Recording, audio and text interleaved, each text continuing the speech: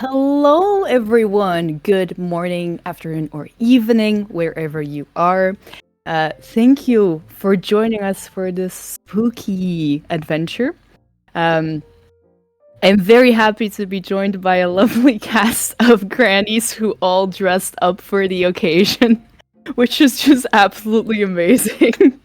And I'm sure many people are screaming at the costumes right now. Um, Thank you so much for joining us for a very special Halloween one-shot where we'll be playing the wonderful system of Brindlewood Bay made by Jason Cordova. It is a dark and cozy murder mystery game where grannies who form a book club are solving murder mysteries to help their small little community. I'm gonna let the players all introduce themselves and just say who they're gonna be playing tonight, starting with Adam. Very good if I unmute. Hi guys, it's Adam. You guys know me from this channel and maybe from Robert streams. But yeah, I am playing the wonderful Doris, cat lover, book reader, and great companion to these wonderful ladies. It's such a pleasure, dearie.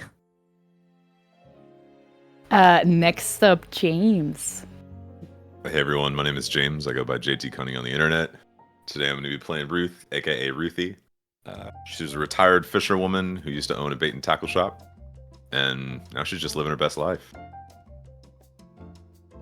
Next up, Bijan. Go ahead. Okay, hi, I'm Uselbard. I just noticed that there's a typo on my name on the overlay, so that's where you can find me with one less A. And maybe I'll get that tweaked while we're playing. And I am playing as Janice, the resident conspiracy theorist. She believes that the government is hiding the existence of supernatural forces, and she's a retired accountant who volunteers at the local library. And last but not least, Chris, who are you gonna be playing? I am playing Rosemary, a wealthy widowed antique lover. She loves antiques. She's very handy. She can look at something and kind of put two things together and just make them work just by watching Antiques Roadshow for the last couple of years. So yeah, I'm playing Rosemary. Not with the glass. It's killing me already. It's Prosecco, love. Please. So, before we start, I'm gonna give a quick content warning. It is a very cozy game, but it can get a little violent because murder is involved. Content warnings for violence, for possibly cosmic horror, for elderly people getting into danger, possibly physical danger, elderly people possibly getting hurt, and insects. So content warnings for that. If that's not your shtick, then maybe don't watch it or be careful when you watch it. Without further ado, it's gonna be spooky though, and we're ready to head into the world of Brindlewood Bay. So, the camera opens up on a relatively small living room.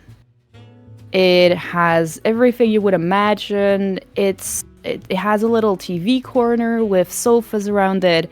It has a dining table, a kitchen within. It's all very small, and it's very clear through all of the stuff lying about here and there that this is an apartment of like a family.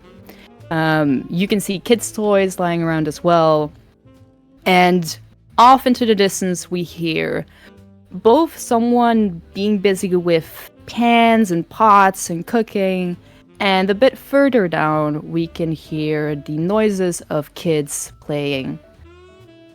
The camera moves into this room and kind of swivels to look at the TV in the corner, which is on at this moment.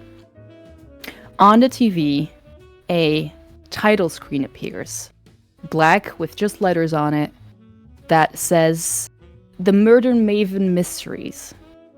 And off in the distance we hear, "Kids, the show is starting!" And we, as a camera, focus in on this title screen as it fully envelops our vision. And the title screen changes.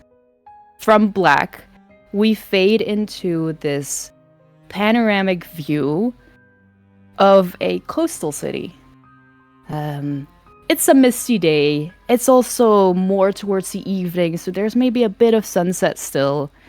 But we see Brindlewood Bay, what used to be a whaling town back in the 18th century, is now more of a tourist spot than anything else.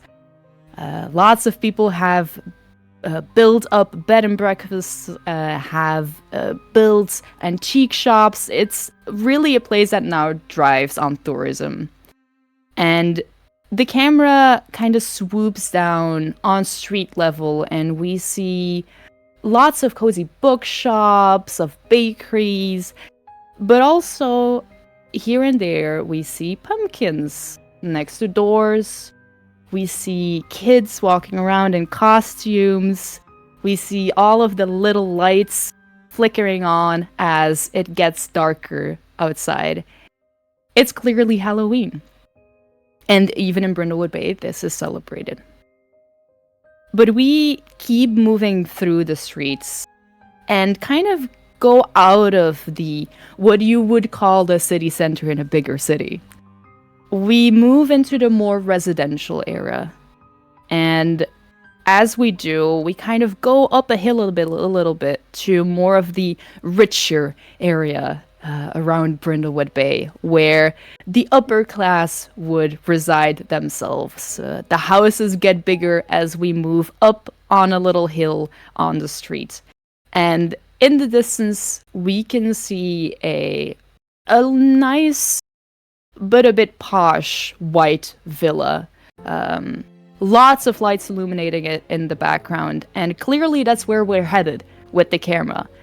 But before we get there, we swoop down again onto the road, and we focus on a car that is driving towards this villa.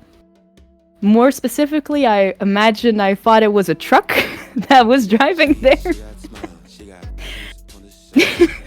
We focus into the back of this truck, and we follow it for a second before the camera swivels around to show us the front of this truck. The truck seems to be filled with 4 lovely old ladies. And as we do, the camera swoops in and focuses on the one in the driver's seat. We get a freeze frame of this person, and their name appears. James, can you please tell us, who do we see? What's the name that appears on the title screen? Thank you. You see Ruth Barber, fisherwoman extraordinaire, on the scene, dressed very sloppily as what you would think would be just a regular amount of work clothes for someone who used to work at a fishery. Going for a Flying Dutchman effect, but kind of just putting on work clothes and saying, "Oh, this is my costume."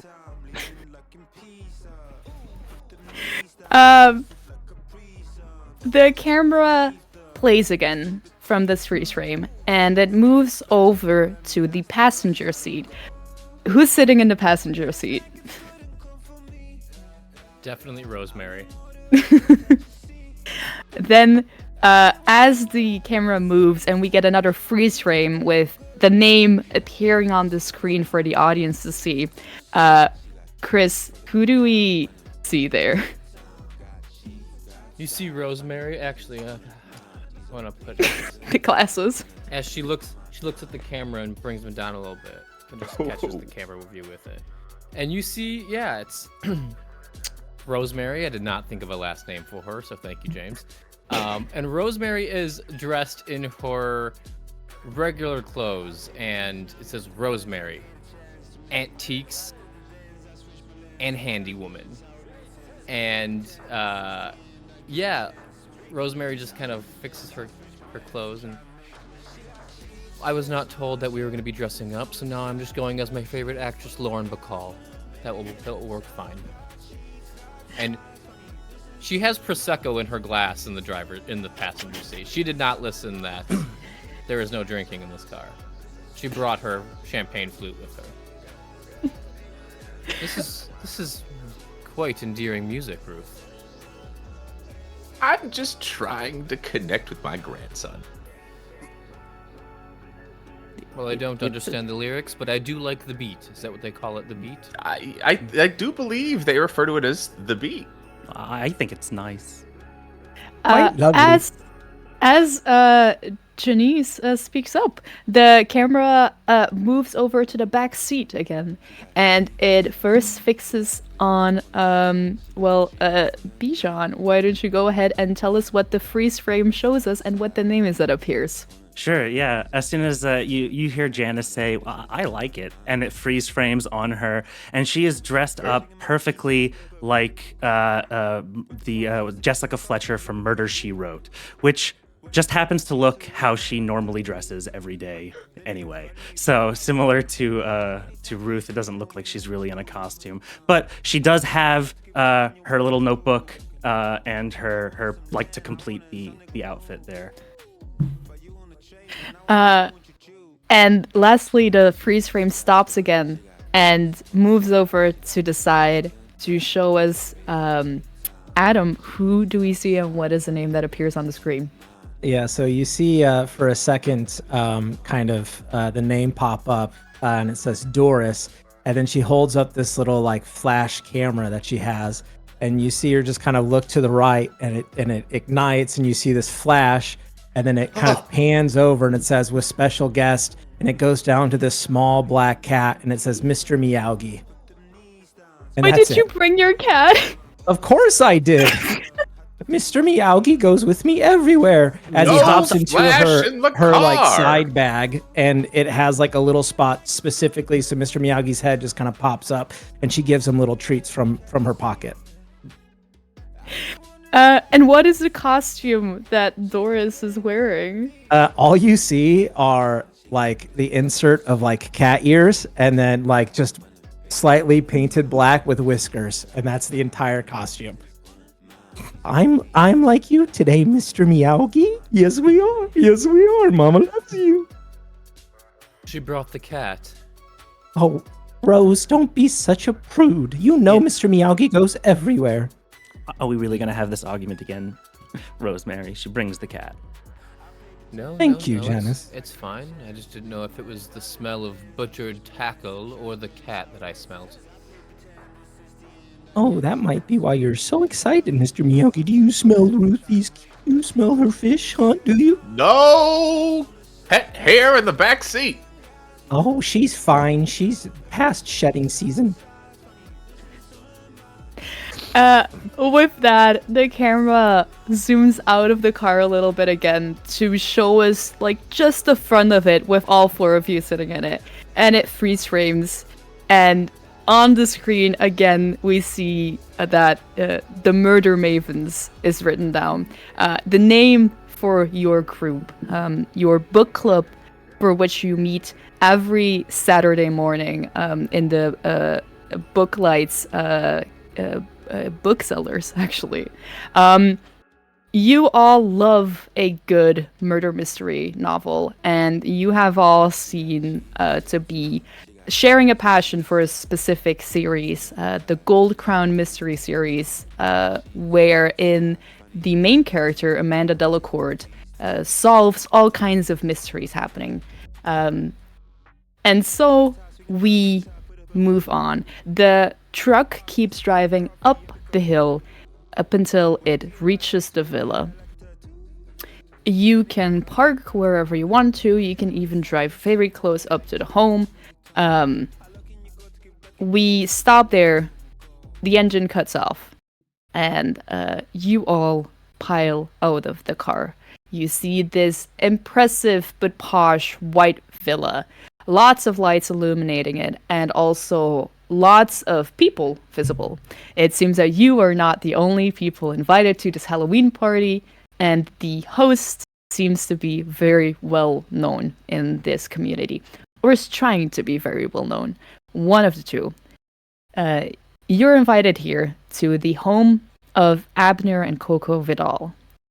Abner being a retired filmmaker, which some of you know. Some of you might have heard of him settling into town a few months ago. He came here from Hollywood with his wife to try and settle down away from the big cities. As we see all four of you piling out of the truck and looking at this villa and the party that is already going on, I'm gonna ask you, each of you, to describe what is one thing that we can see here that shows that these people are desperately trying, but not really fitting into the posh upper crust of Brindlewood Bay. So you can all describe something that we see in this scene, this house, that kind of solidifies that idea. I think there's a giant like fountain out front, you know, just like the type of real estate that this place is itself sticks out as like a sore thumb in this town.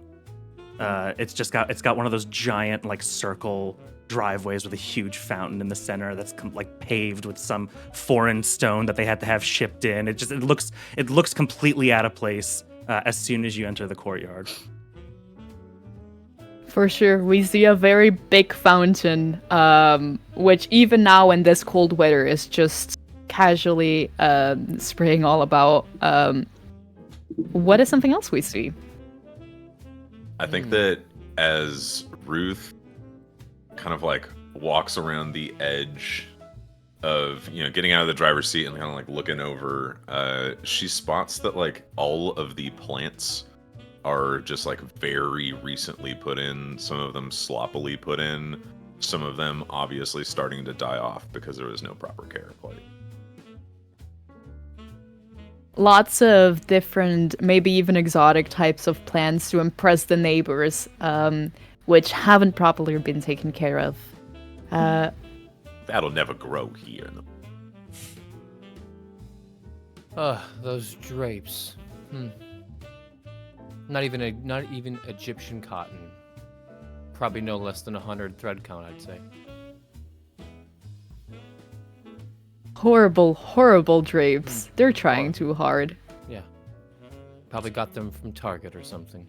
It's not very nice, Rosemary, but neither are the drapes. And as we kind of continue, and you'll notice if you look over at the large guest room building, empty. Not a single thing of furniture in there.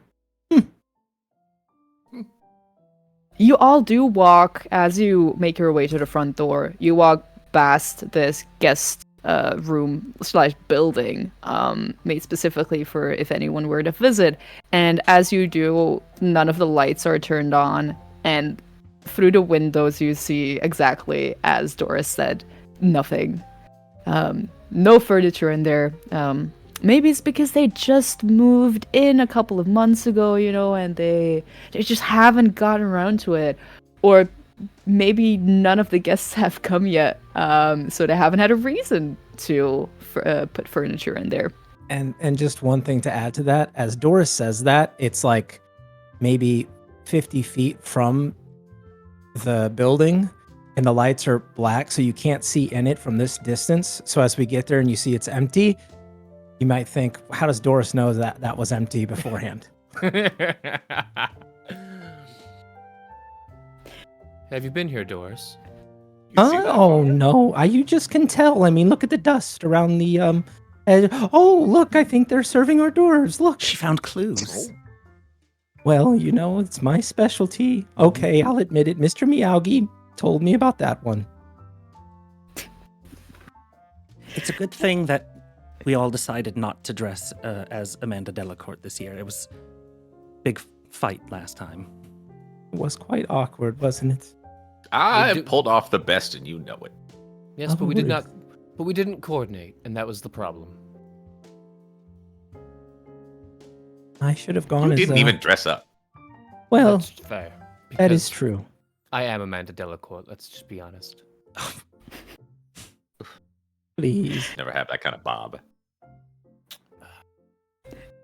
You all are very slowly, I imagine, making your way towards the front door.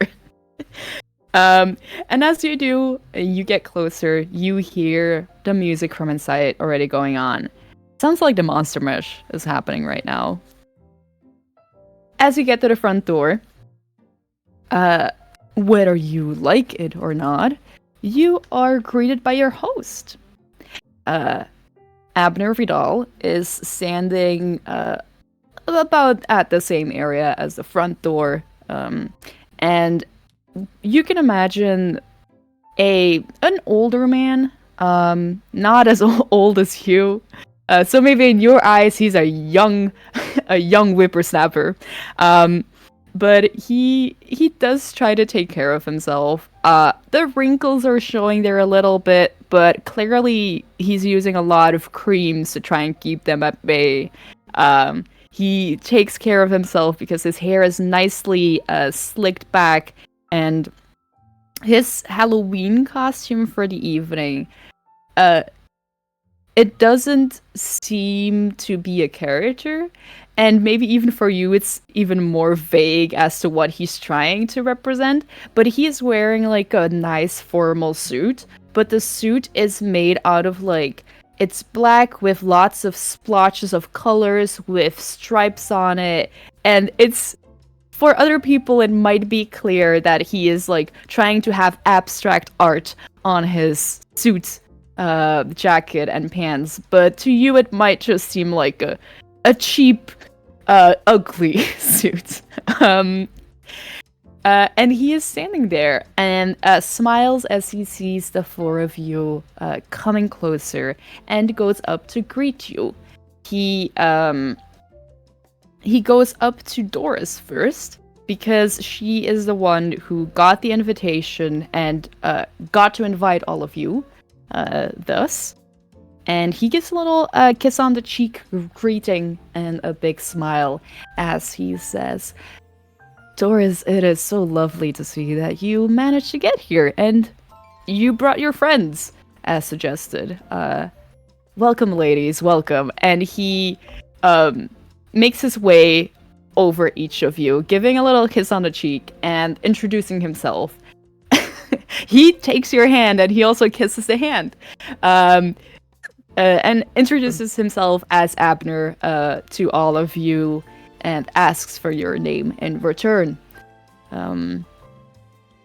As he does that, he says, I am so happy to see that Doris got to bring all of you with. And I'm sure that my wife would love to meet you at some point tonight as well, but she is inside, I'm afraid. Oh, I'm sure that's fine. I really appreciate it. I know that my invitation only said a +1, so I hope you can account for the additional 2, but I wanted to make sure that all of the ladies get to come tonight. And the cat. He looks down at the bag that Doris is carrying with the cat in it, and he says, I wasn't expecting a cat, but I was expecting you to bring all of your lovely young ladies with you, because since moving in here, we have heard quite a bit about you as a book club group. So no, please, you're all welcome to enjoy the Halloween festivities. Yeah, and I think as he kind of like goes to maybe pet Mr. Miyagi, Mr. Miyagi hisses at him a little bit. Now, Mr. Miyagi, you behave. One there, huh? Yes, yeah. You know, so protective of me. I'm sure he has every right to be. Yes. Well, ladies, I am afraid that duty as a host is calling me, but feel free to go inside, grab a drink at the bar, and maybe we'll talk later tonight. Okay. That sounds lovely. Looking Lovely. forward to it, Abner. He gives a little wink to Doris, Oh. and he walks off. You see him walk off to the side where another person is arriving. This woman is a bit younger. Definitely, I feel bad saying this, but definitely younger than you. Even a bit younger than Abner himself. And she is dressed in a sock hop costume. She seems to have like really tried her best on the costume. It's very clear that she's trying very hard to look pretty. And Abner goes to greet her. Gives her 2 kisses on the cheek. And you, as you stand there and maybe walk inside, you vaguely hear him compliment her outfit and saying, "Oh, well, June, don't you look lovely tonight? I love the costume." And feel about that however you wish. You all can make your way inside the building. Doris hesitates for a second and just kind of like does the like glare in. And do I recognize this June person? Are we familiar with this person? Or am I suppose? I imagine since you are all grannies in Brindlewood Bay, have been for a long time, you know everyone. Or you know everyone through someone else. Like, one thing is for sure, you'll have an opinion about everyone. Whether you have met them or not is something else. You know that June Willoughby is like a local. She is a mother who lives here. She is a bit on the wealthier side, but I don't think you would have met her because your circles do not really mix. But you do, if he says like June, you do know that, oh, that's June Willoughby. And if you want to have a connection via, that's fine. But that is up to you. I wonder where Mr. Willoughby is tonight. And then turns and walks in. Ooh, he smelled like a Bath and Body Works. Yes, kind of quaint. I actually smelled a bit of rosemary. Kind of looks at Rose with a smile. But don't be so daft, Doris. I've never been here before. Oh, I know. I was just trying to make a joke. You should very really funny. not finish all of that before we get in. Well, it's free, isn't it? Well, you mean you brought it? Yes, and then I'll get more. Oh, fair enough. Fair enough. You know where this crystal champagne flute is from? Oh, I'm sure go ahead and someplace tell us. exotic. Yes, tell us. It is from France, from the town of Champagne.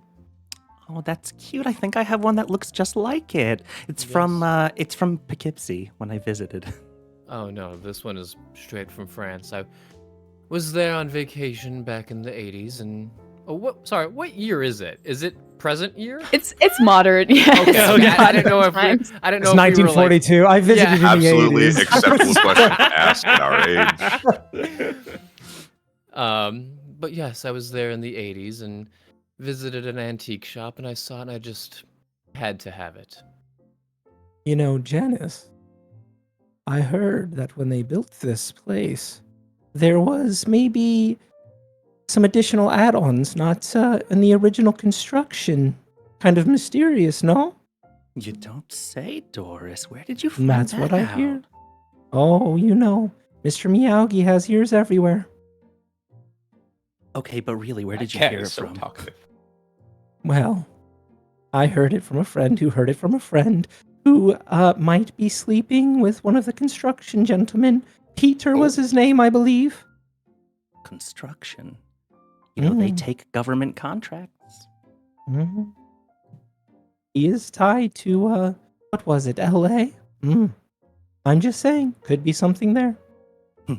And Janice starts to like scribble furiously in her notebook that is a prop for her costume, but also is now serving as her mystery notebook. And Doris kind of looks at Ruth and just like gives a wink of like, Doris kind of consistently kind of feeds this like need for Janice to like have everything, so it's kind of became this thing, and I think like Ruth and Doris are kind of in on it together. Right. Let's see how far we can run this route. Yeah.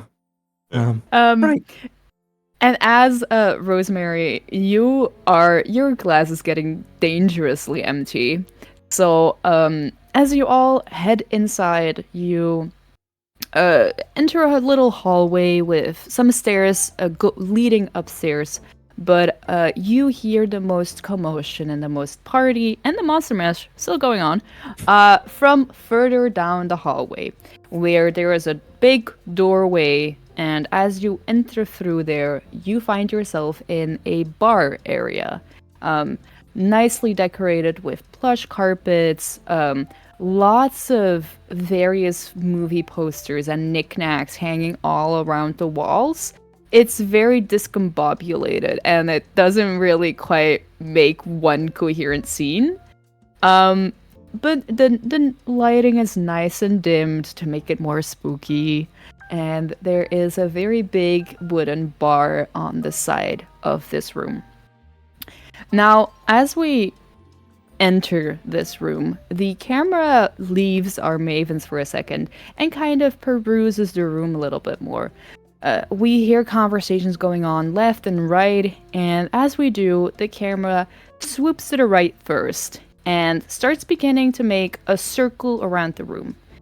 As it does, in the right corner, we focus in on what seems to be a conversation at first, but one person seems very much more awkward in this conversation than the other.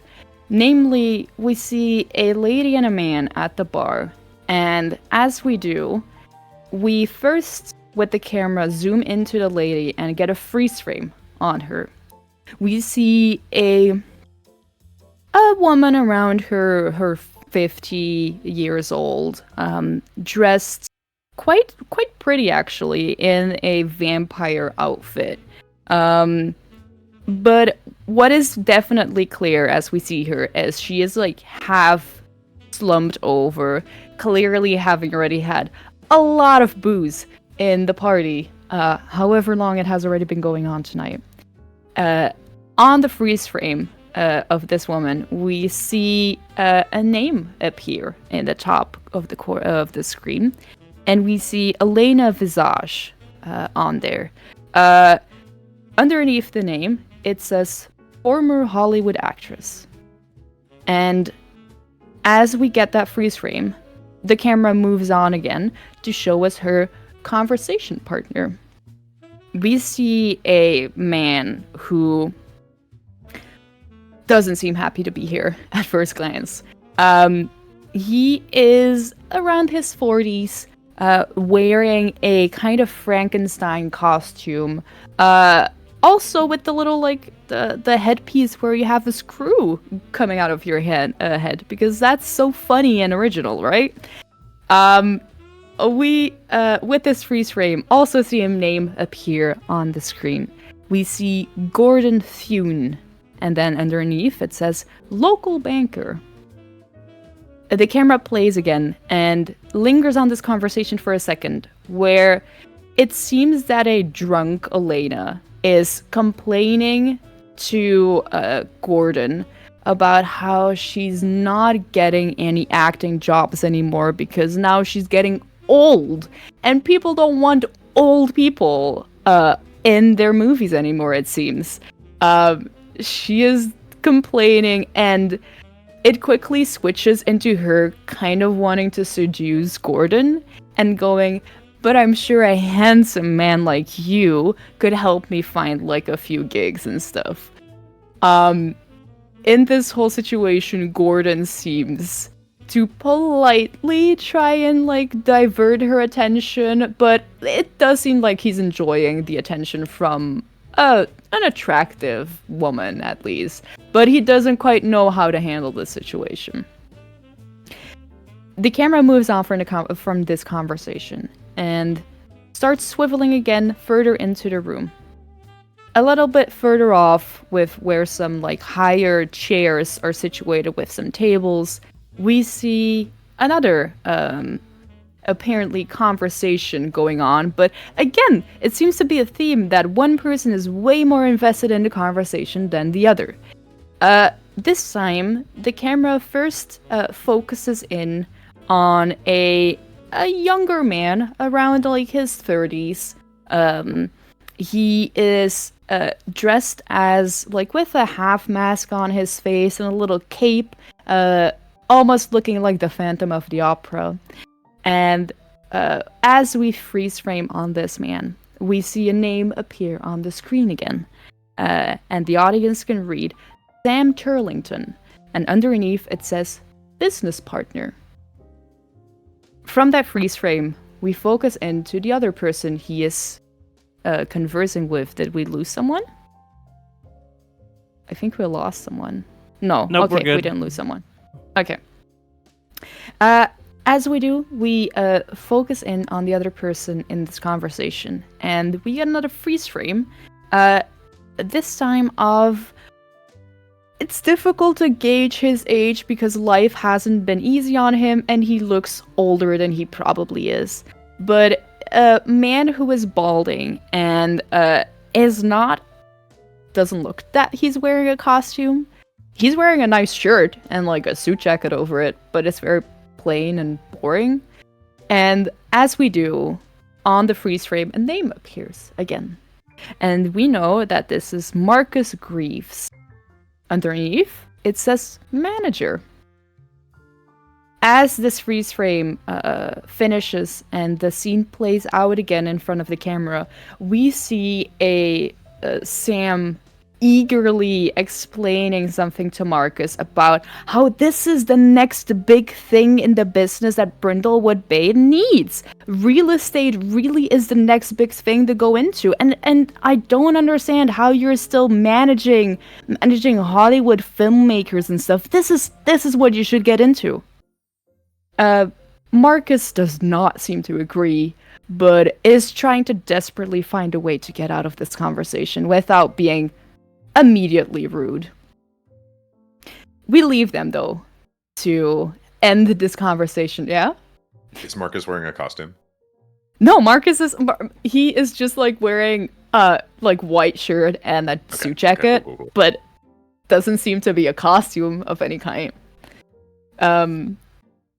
We leave them to end their conversation however they want to, and we turn a little bit further into the room, almost up until the point where you all are standing in the doorway. But just before we reach you and we see you like kind of in the background of the scene, we first focus into another scene happening.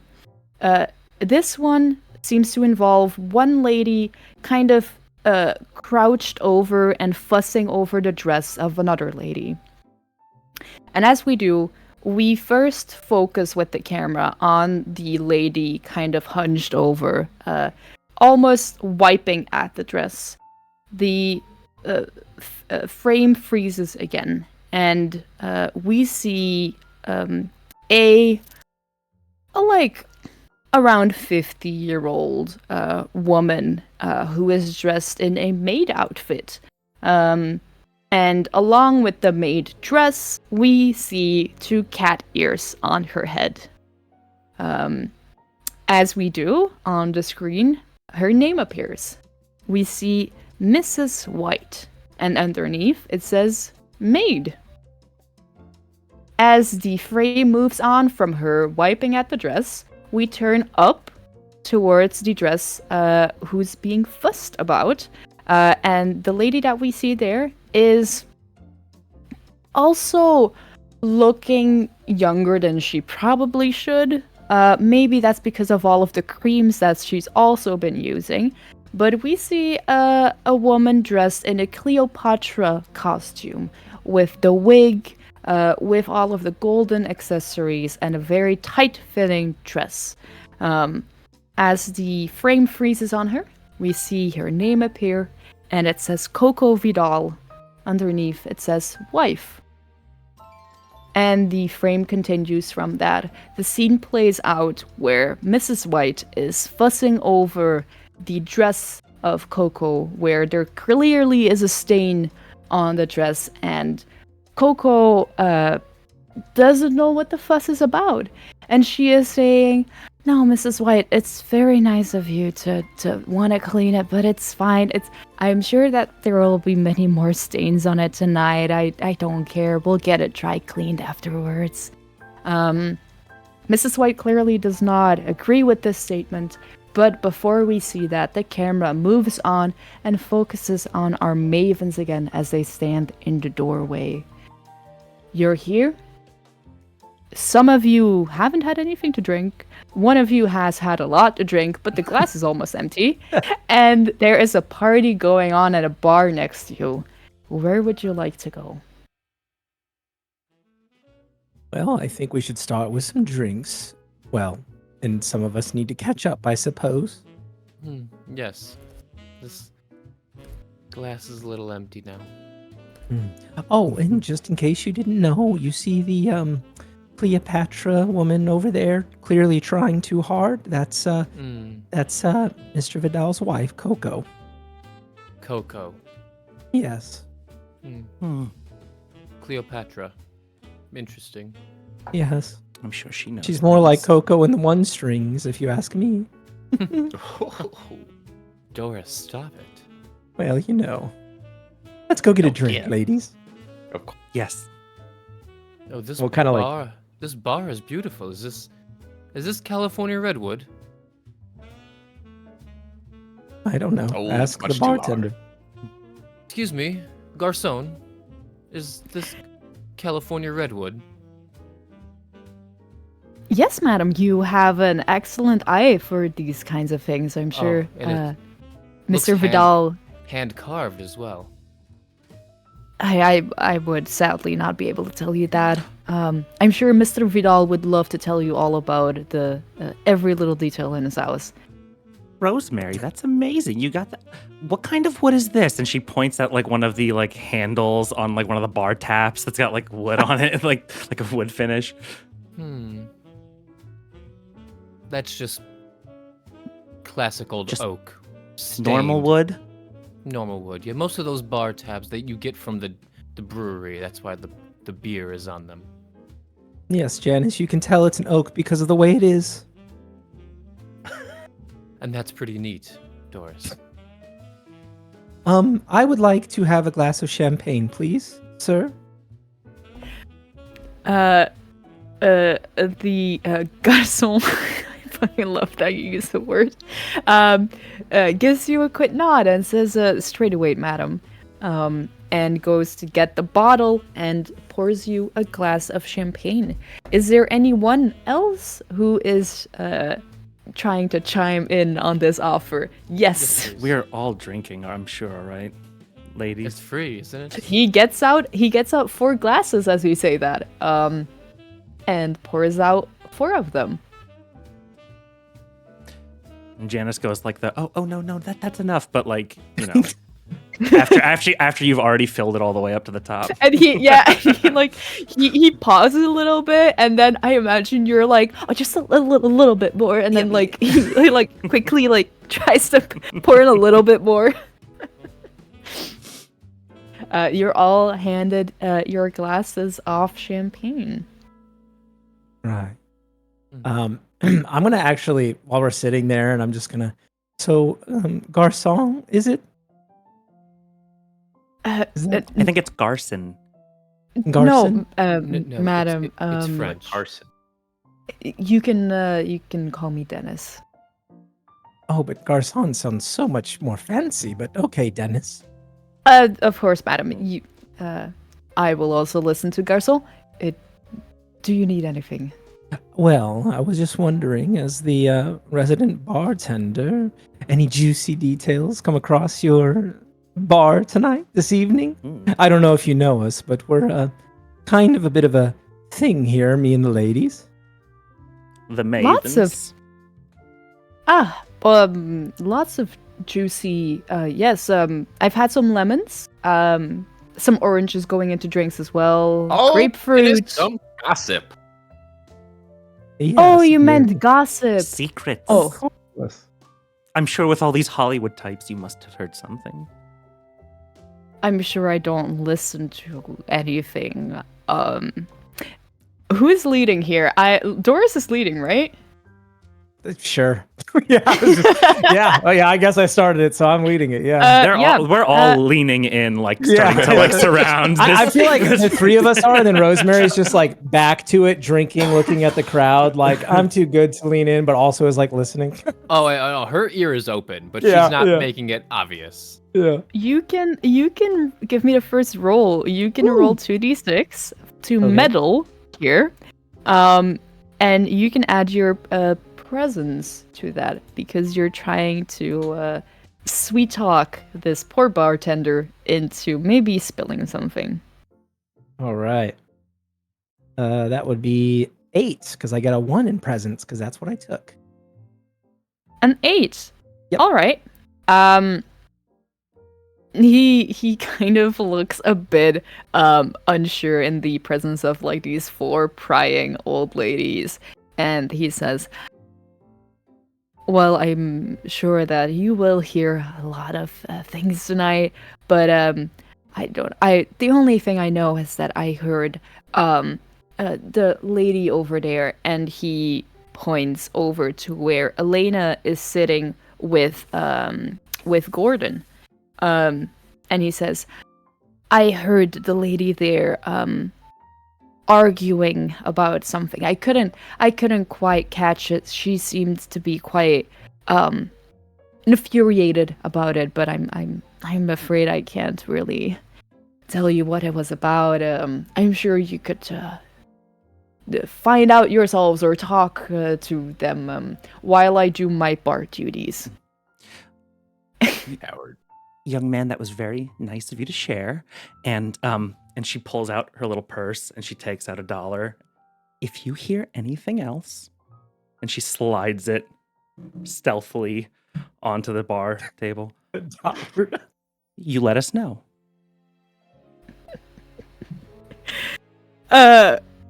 He looks at the dollar and like hesitantly reaches out a hand and accepts it, and he says, that's very kind of you, madam. Thank you. If there are any other drinks I can serve you, you know where to find me. And with that, he kind of moves off to the side to help other people who are actually looking for a drink. What a sweet young man. California redwood, what a terrible wood for a bar. It's so soft. It's so many crooks in it. You are left standing nice. there in the bar.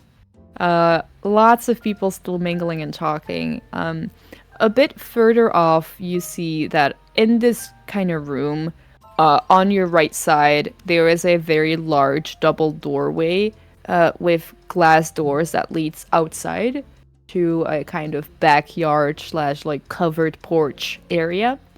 And all the way on the opposite side of the room, you see a smaller doorway that is opened that seems to lead to another kind of seating area. What is it that you guys are you planning to have a little fun? Have a little party? Have a little dance, maybe? I can move these bones. I can see Ruth enjoying the music. I haven't fancy. danced since Bill passed. No. Oh. I'm sorry to hear that, Janice. May he rest in peace. He was a good man. Oh, that man will do anything but rest. Well, I don't think he's resting in peace, since, as you all know, he was killed by the government. For uncovering this again. the crimes. Here we go again. But we will solve this murder. The Mavens, even if you're not helping me right now, I know that you ladies will come together when the time is right. When I have the evidence, you'll be there for me. All right, you're not wrong. Once you have Of the course, evidence, dearie. Janice, of course, we'll be there for you. Well, I think we should do our standard Maven move. Maybe enter the middle of the room, do a bit of dancing, and of course, a lot of listening. What do you think, ladies? Doris, you read my mind. Some of you are already swaying to the music a little bit. Others are not swaying at all, not dancing. You know, it's all about principles. You know, don't want the government to know that you're having fun at a Halloween party. They might do something with that. So, as you all kind of shuffle to the middle of the room and start, are you like swaying or doing like one of the like step right, step left, step right, step left things? I'm just kind of like, Ruth Doris is shimmying. Yeah, Rosemary's just kind of, just very smoothly just enjoying the music. Janice is just standing like without like still just right next to her, just next to Rosemary. Oof. Ruth has a pretty good sway, very rhythmic. Ruth's throwing it down. Yeah, yeah. Ruth is getting on with the beat. It's sick to see. You're all kind of shimmying and swaying to the music. I'm sure the music that's playing right now is way too like hip and fast for that.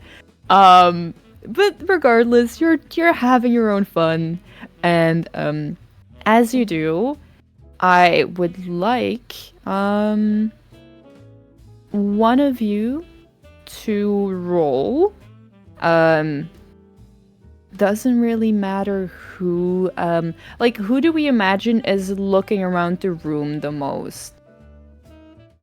Definitely. Are some people? I would say Janice. Yeah. I'm looking I think around. since the tidbit of earlier, she's probably like also looking at the walls to see if like, oh, that could be like a hidden entrance or something, you know? Like, I feel like she's the one that's like looking for government agents, like She's hiding looking behind for the curtains. cameras and Yeah, stuff. Where like, is there yeah. like she's looking for paintings where there could be a camera hidden Yeah. in it, like Yeah. with a Yeah, little like camera. eyeballs Yeah. could be there, you know? Yeah, totally. Then Janice, go ahead and roll 2d6 for me and add your reason to it Okay. for so that trying is- to meddle and find stuff here. So that is a 10 plus 1 for 11 reason. An 11 Very reason. nice.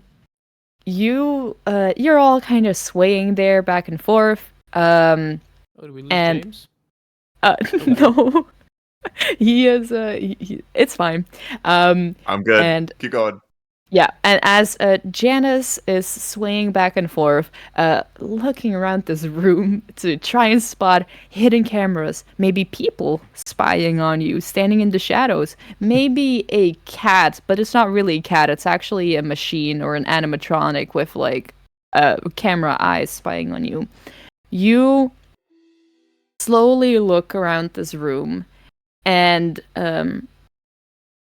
you don't seem to find anything that's specifically suspicious to you on a government level, but you do see something that you think is just odd for it to be in this room. And as you do, kind of more off to the window or the doorway that leads to the back porch are a pair of just haphazardly discarded muddy boots. And they aren't like neatly set next to the door, right? Where you would think, oh, they just put it there to and then went out. No.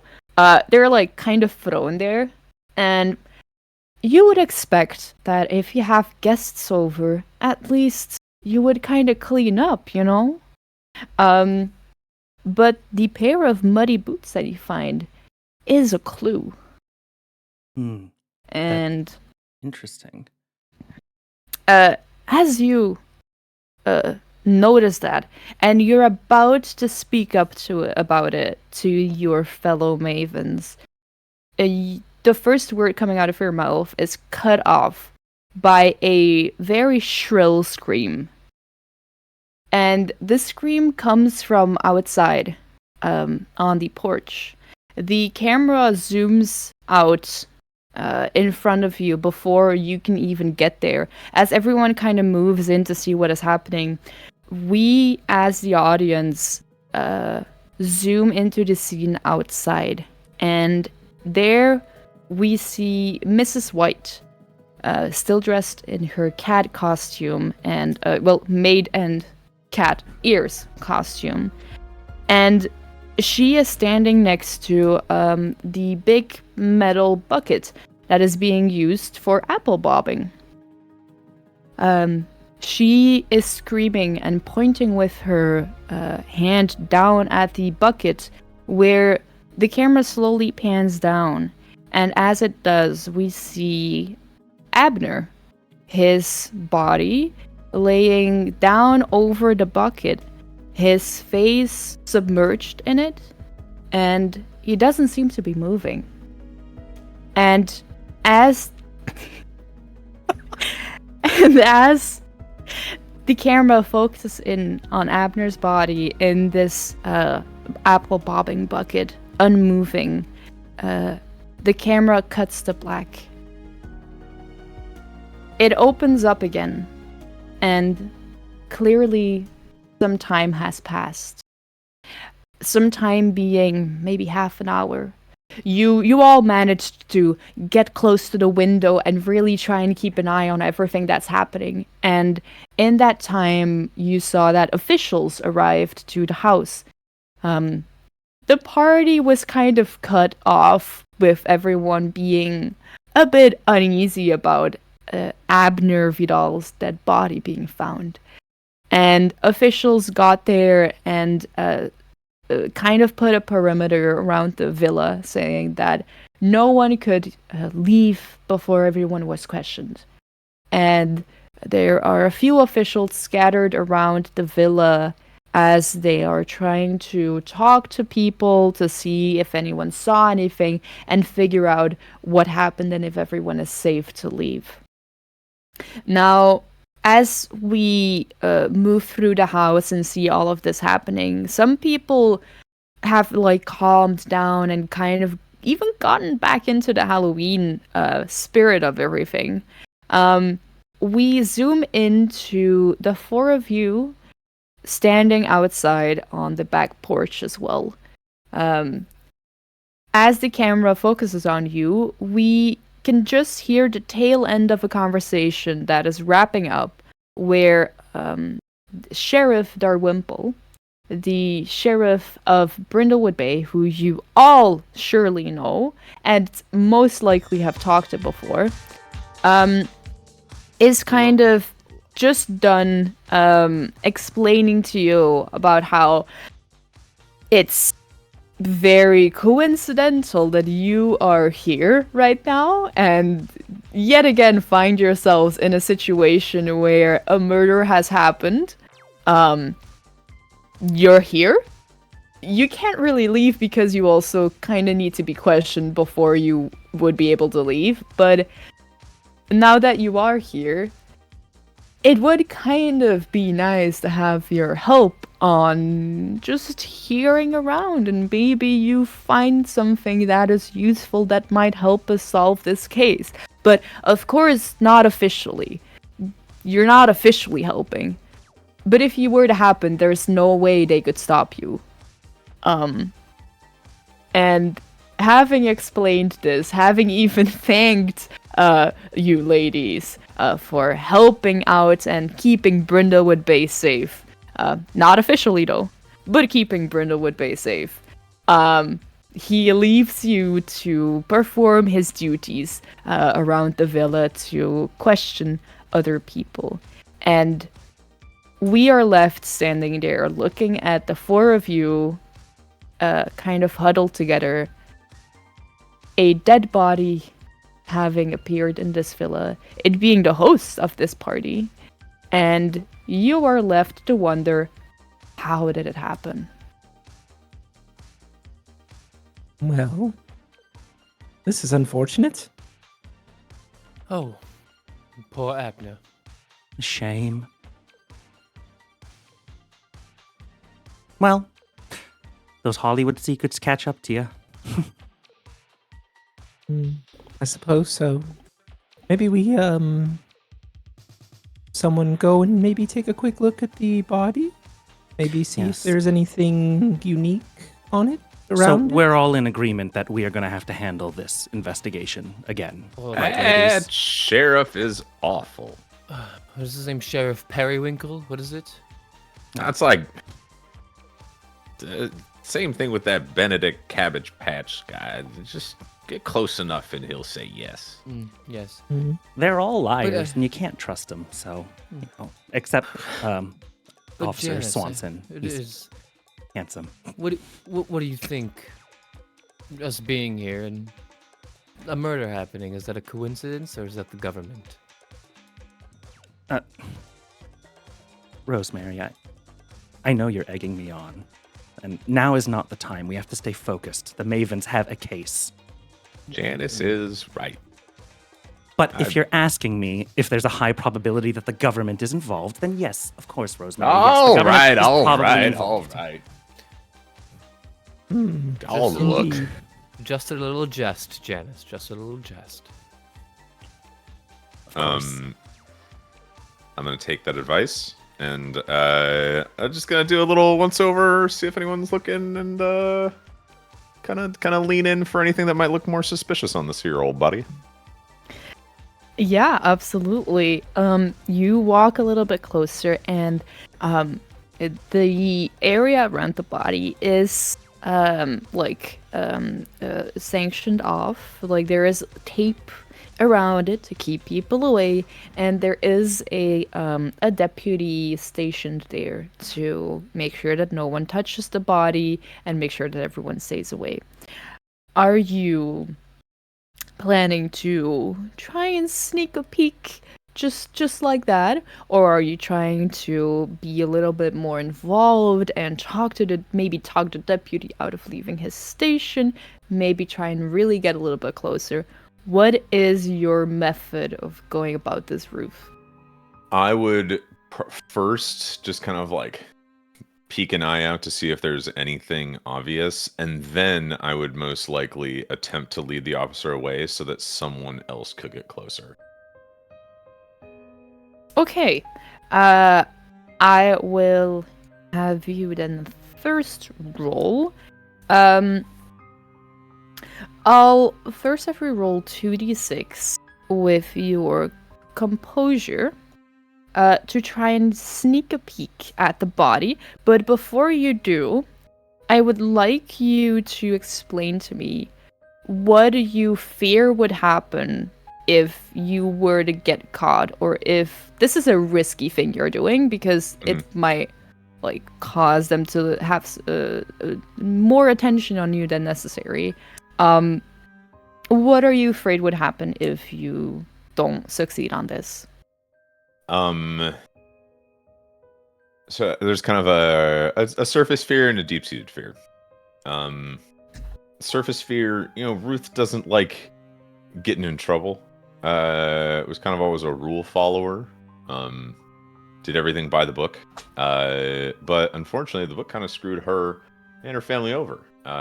Didn't want to sell the bait and tackle shop, but kind of had to in order to either choose between living or a place to live. And along that way, taxes might not have been turned in correctly sometimes. It's not as though she never paid zero, but, all those other Richies, like to evade somehow. And, she's just trying to get her fair share. So, deep-seated fear of, hey, if someone looks too close from a governmental position, they might start unpacking some things that you wouldn't like to see. For the most part, dearie, I'm just trying to keep my head down. With that in mind, go ahead and roll for me. I rolled a 3 and a 6, and the 1 plus 1 I added was to composure, so I've gotten an 11. You have 11. Great. You can, despite this fear that you have that if you pay too close attention, you might get them to instead pay attention to you and see things that you wouldn't like them to see. You get a little bit closer, inch a little bit closer again. Look to your left, look to your right, and kind of tilt your head out to just get a peek. You see, not having moved, you see Abner's body, with his head still in this bucket. As you look, you kind of don't see any outward wounds anywhere. He's still wearing his suit and it's still in one piece.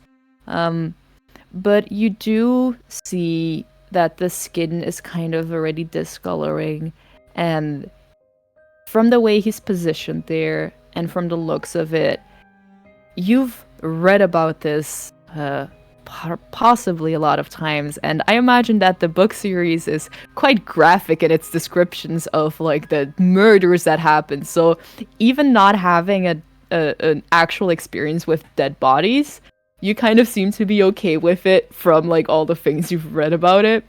You know one thing. He definitely died because he didn't get any breath anymore. How or when, that's kind of, you don't know. But he did die because of that reason. And that's a clue for you. Totally. I do have a question. Yeah? Go ahead. How long have we been here from the time that we spoke to him when we entered to when the murder happened? Honestly, possibly only about like half an hour-ish. Maybe Okay. like 40 minutes or something, but Okay, so not long. Under an hour. Like it's been recent. Yeah. Okay. Yeah. You haven't been here that long yet. But as you kind of sneak a glance, do you decide to first go back to your fellow ladies, or do you decide to immediately try and distract the deputy? I probably let the other two, because knowing that a crowd gets a lot more eyes. I'd probably just kind of like, give a knowing look over at Doris and be like, take a few more steps. Oh, officer, my car is blocked in. I'm trying to leave. Can you help me, young man? I'll actually let you like distract this man because you're actually going into conversation with him, which might make it easier for the others to sneak a glance. The deputy does turn towards you. He does have like a name tag on him, and it says Deputy Anderson. A younger fella. You may have seen him around. And he says, do you have a last name? Barber? Yeah. Yes. He looks at you and he says, Miss Barber, I didn't think I'd see you here. You do know that you can't leave right now, right? With the whole murder thing going on. Sure, but it's late and it is fall and... I get it, Miss Barber, I get it, but I'm afraid the rules count for you as well as anyone else here. I can't let you leave yet. I'm sure I could get you settled and get you a drink, and you can sit down and wait until you are allowed to leave. Are people lining up?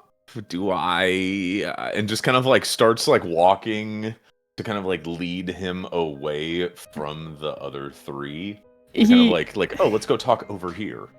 He doesn't. It's not like he wants to continue the conversation, but it's more like he's afraid to let you just wander off like this. So he kind of like follows and tries to stop you, and he's like, no, that's not quite how it works, Miss Barber. And you.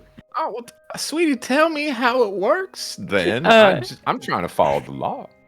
You walk off to the side a little bit, getting this deputy to leave his post for the second. As he leaves his post, that leaves the three of you the perfect opportunity where no one is watching the crime scene right now, and you're free to just inch closer a little bit. Mavens, fan out. You know the drill. And I imagine like this is a practice maneuver where like two of us are gonna go inspect the body, and then there's gonna be one that like is like kind of looking like to make sure like if someone's coming, there's a signal. Yeah, like Janice and Rosemary like lock in. We hit like a 3-point stance between the three of us, where we've each got our position. and I'll leave it up to you guys on who would you'd think would want to move closer to investigate, and who's like going to be the lookout here. Like what would make sense? I feel like Rosemary would be like the lookout because she doesn't want to get dirty with like a dead body. But I'll leave that for Chris to decide. Oh, that's absolutely correct. Janice, check the size of those boots. Of course. And Janice goes ahead and checks that detail. So precisely, you're talking about the boots, the muddy boots inside that you found, or the shoes Abner is wearing? I think we're gonna check boots inside. Oh, okay. Yes. I'm assuming that maybe I told you about that clue, and so maybe you're suggesting that we checked Abner's feet to see if they if they matched Correct. there, If there's a trail from trail. the boots to Correct. like to the body. Yep. Okay. So yeah, I'm checking Yeah. to see if there's some connection between the boots and Abner here. Yeah. You can roll me a meddling move, and you can add your reason to it.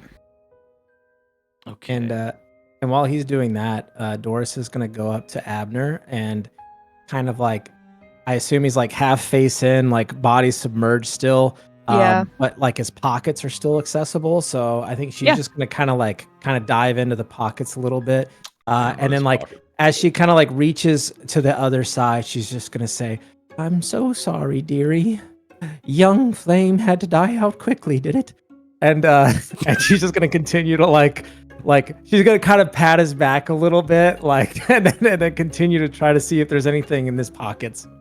I also imagine as Doris like puts her hands in the pockets to kind of see if there's anything there, her hands like linger on his like thighs and like on his butt a little bit, and thinks like, that was an exquisite butt. Oh, it was, but alas, I'll have to miss it now. As she has sweet memories of past happenings between the two of them. Great. You can also roll a meddling move for me, and you can add your reason to it as well. As you do that, I'm assuming, just for clarity, that Rosemary, are you staying with Janice or with Doris? I'm with Janice. Okay. So, what did you get, Janice? Oh, a 12. A 12. 11 plus honey. 1. Rolling good. All right. Great. You move inside again to look at these muddy boots first, and then trying to, as you look at the boots, you try and make your way outside to see if you can find a trail. I imagine you're kind of crouched over, looking for a trail from the boots, and there is a trail from the boots that does go outside. But once you go outside, we as a camera like closely follow you, following this one pair of footprints, and then you reach the threshold and go outside, and then it zooms out to just show like a lot of muddy boot prints, because it is that type of year and it's rainy outside, and so the entire back porch is covered in like muddy footprints everywhere. And so we kind of reach up and look at Janice to like straighten again and think like, I'm not finding any footprints.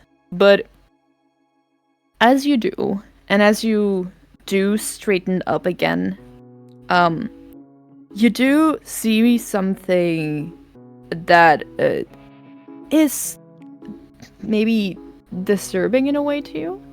And as you kind of just get outside of the threshold, look to your right, down at like all of the muddy boot prints everywhere.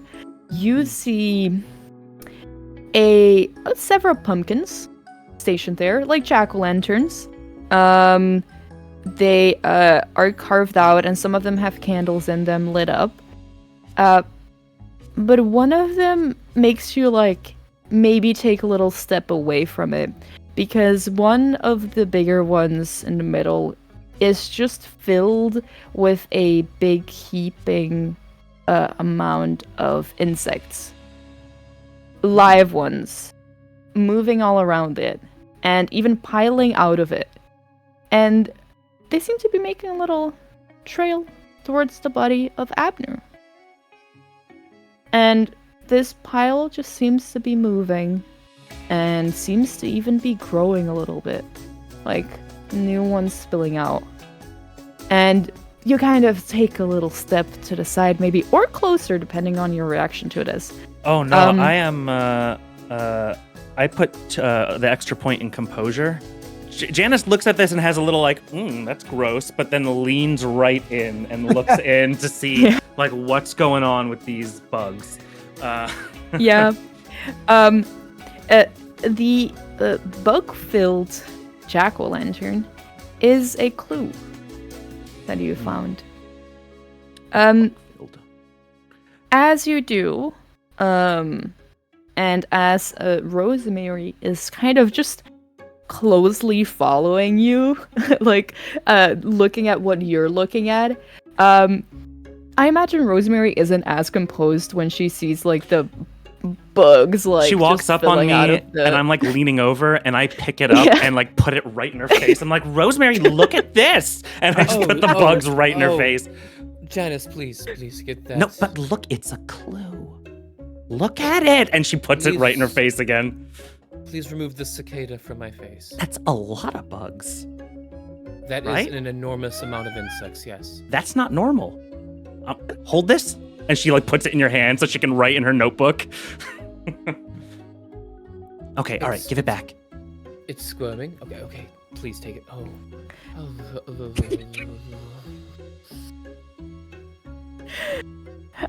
Rosemary, as you try to compose yourself again after having held this bug, maybe even looking for like some kind of towel anywhere, or like a rag, a doily or something. There isn't anything nearby, but there are like some people standing around unsuspectingly with like big poofy skirts as costumes. I'm sure one wouldn't mind that you just wipe your hands on it very deftly. One second, Janice. Was it Mrs. White? Oh, don't you bother the poor lady. She's got enough to do tonight. Absolutely. Do you have a napkin? Mrs. White turns around, and she seems more composed than she was before, and she looks at you and says, I have something here. And she, she's wearing like the matras, and it doesn't have a lot of pockets, but it has like one front pocket. She opens it up and gets out like a fabric like tissue, and gives it to you. And you can keep it. You can keep it. Oh, I appreciate it. Virginia Slim. Pleasure to meet you. I'm Mrs. White. The maid. Sorry. Oh, yeah. Virginia Slims are a type of cigarette in the United States that old ladies smoke. They're very long and thin. Yeah, that's not my name. I thought you like introduced yourself with a fake name. I apologize. No, in my cozy place, I have Virginia Slim cigarettes. They're a very old lady brand of like sultry. They're very thin and long. Okay, I was offering her a cigarette. You're offering her a cigarette. My apologies. Yeah. Good code name though. Yeah. Cigarette. She looks at the cigarettes and she says, Oh, well, I'm sure one wouldn't mind. And she like reaches out to take one. And I'm assuming you have a lighter. You light Of hers, course. and Yes. you light your own. She takes a whiff of it and says, "Well, I certainly wasn't thinking tonight would go this way.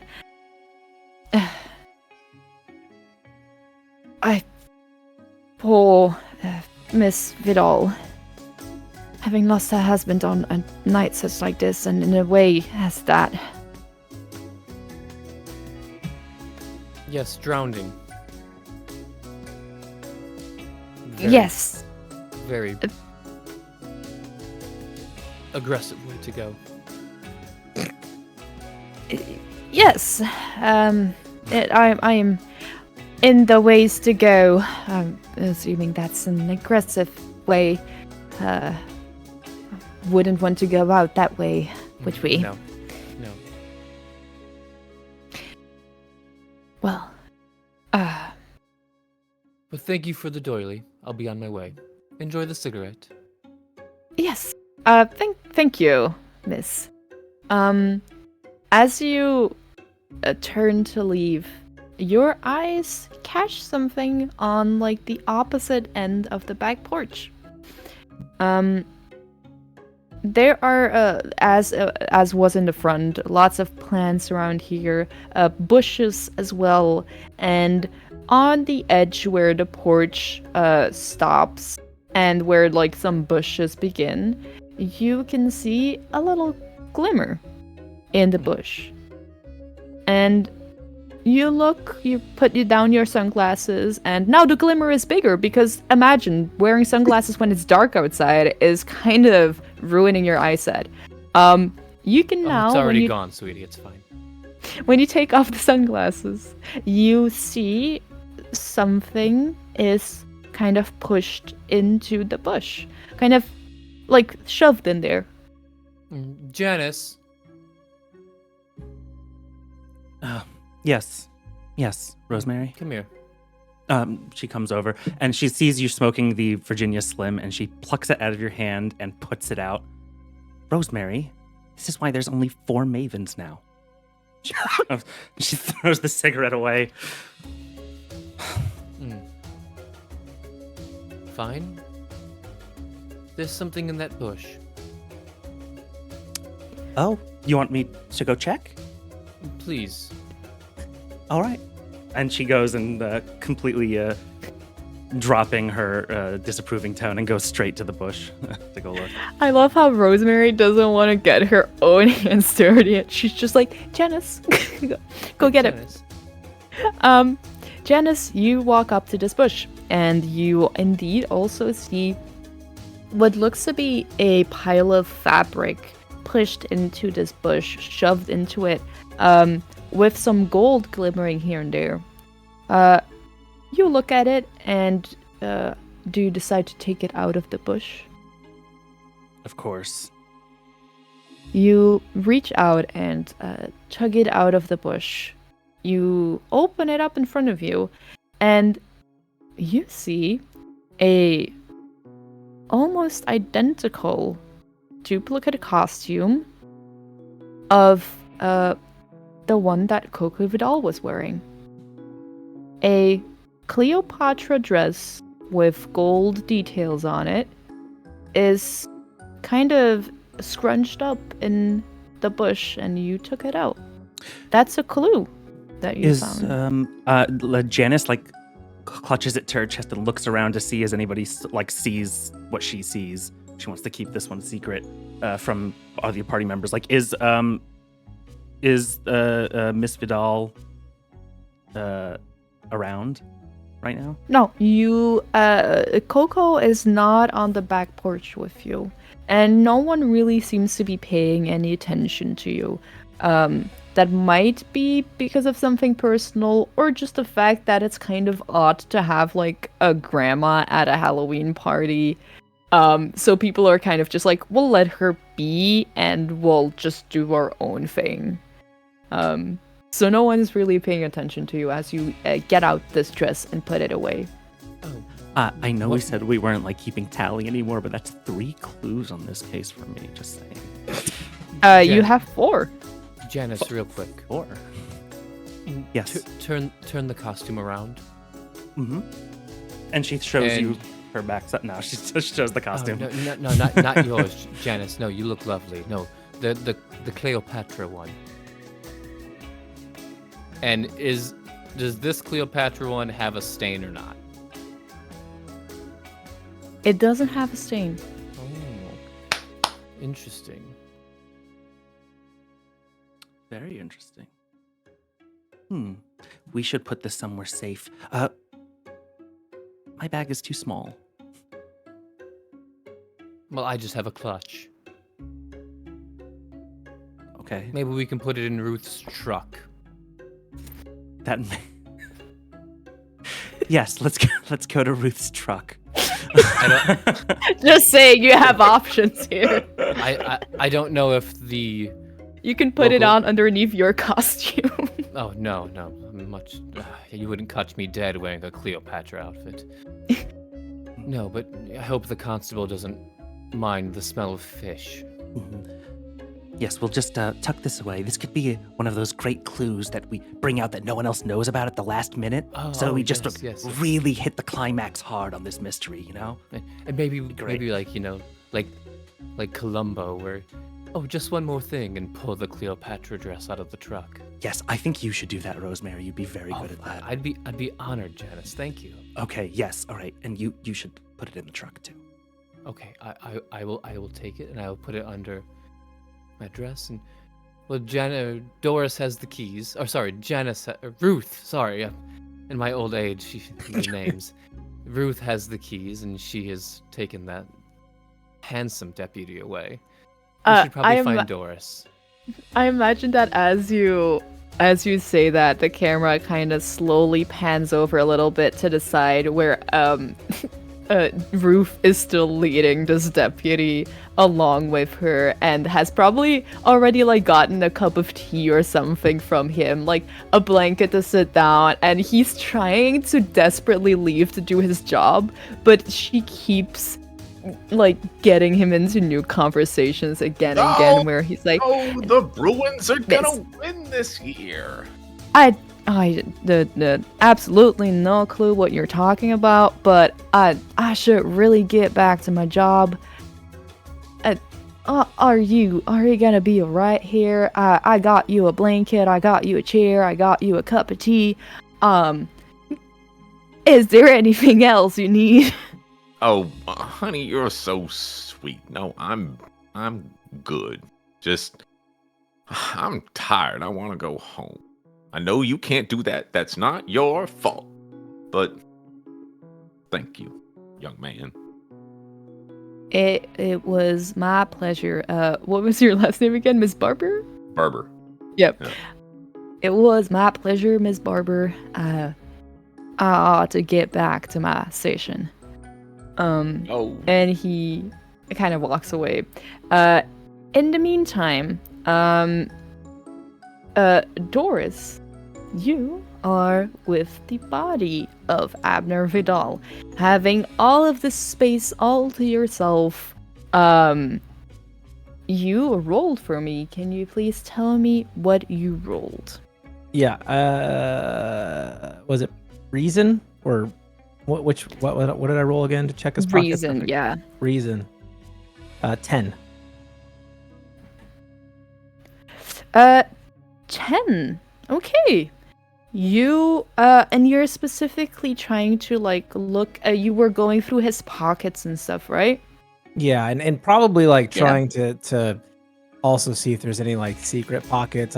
I've read so many murder mysteries where there's always like a pocket tucked away something, and I think even like in preparation, if there is, as she's kind of looking, she kind of gets into her bag and Mr. Miyagi kind of like meows because he's right there, like looking up, and then she pulls out these small little scissors that she uses to help her scrapbook all the time, just in case she needs to snip something away quickly, as she kind of continues to look. Yeah, I love it. You start going through the pockets on his pants, start going through his pockets on his suit jacket, and then you just like lift up the suit jacket, look inside, and start to like feel if there is anything between the fabric layers there. And as you do, you kind of like pat, pat, pat, pat, until you feel a little ridge of something. And you pat, pat, pat further, and you're like, wait, there is something in this like inner pocket. And you don't have to cut anything out because it's not like a super hidden pocket, but it's like the inner pocket of the jacket. You slip your hand in and you feel a what feels to be like an envelope.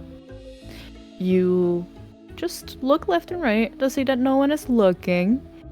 You take it and you put it in your own jacket. Since you haven't looked at it yet, I'll say that in the glimpse that you got when you took it out, you saw that it was red. And you put it in your pocket, you have it with you to look at when maybe no one else is looking or in a little more of a quiet corner. Yeah, I don't want to stick around the body for too long because, Ruth is great, but, she can only do so much. And so it kind of finds the envelope and a little bit of what they need and kind of like glances over and sees Rosemary and Janice next to this bush and like holding something themselves. And she kind of like goes, and as she kind of turns to leave, she just glances back one last time at Abner and just kind of gives him a light pat on the butt. And then kind of scurries off after the other ladies. Well, what did you guys find? Quite a bit. Janice, go ahead. All right. Pulls out her notebook and then just proceeds to like list off, clue 1, boots muddy by the door. Lists off the size, lists off like all these little details about him. Clue 2, what were all the clues now? I'm starting to forget. Abner was drowned. Abner was drowned. Okay. Muddy Good clue. boots. The jack-o'-lantern was bug-filled. The and jack-o'-lantern. the identical costume. Yep. Yes. And the envelope. envelope is a clue as well, but you don't know yet what like you haven't opened it, so you don't know. Right, great. Well, if you just give me a second here, as she kind of like seductively like pushes her boob to the side and then pulls out the envelope. Look what I found. And it's kind of dark in here, so she goes back into her purse, puts the scissors away, and then grabs this like small metallic object and then's like, oh, that's my mace. And then tucks that back and then goes back in again and, oh, those are his treats. Oh, there it is. That's what I was looking for. And she pulls out this like small dual flashlight / laser pointer for when Mr. Miyagi needs his exercise. And she kind of twists the edge and it's just this tiny little like light.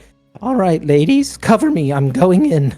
And she like opens the envelope and shines the light on it, like huddled in the corner, just so she can see like what's on the envelope and in the inside of it. We make this like little wall where we're all like gabbing about like we're like doing idle gossip, but you can't see Doris behind us in the corner.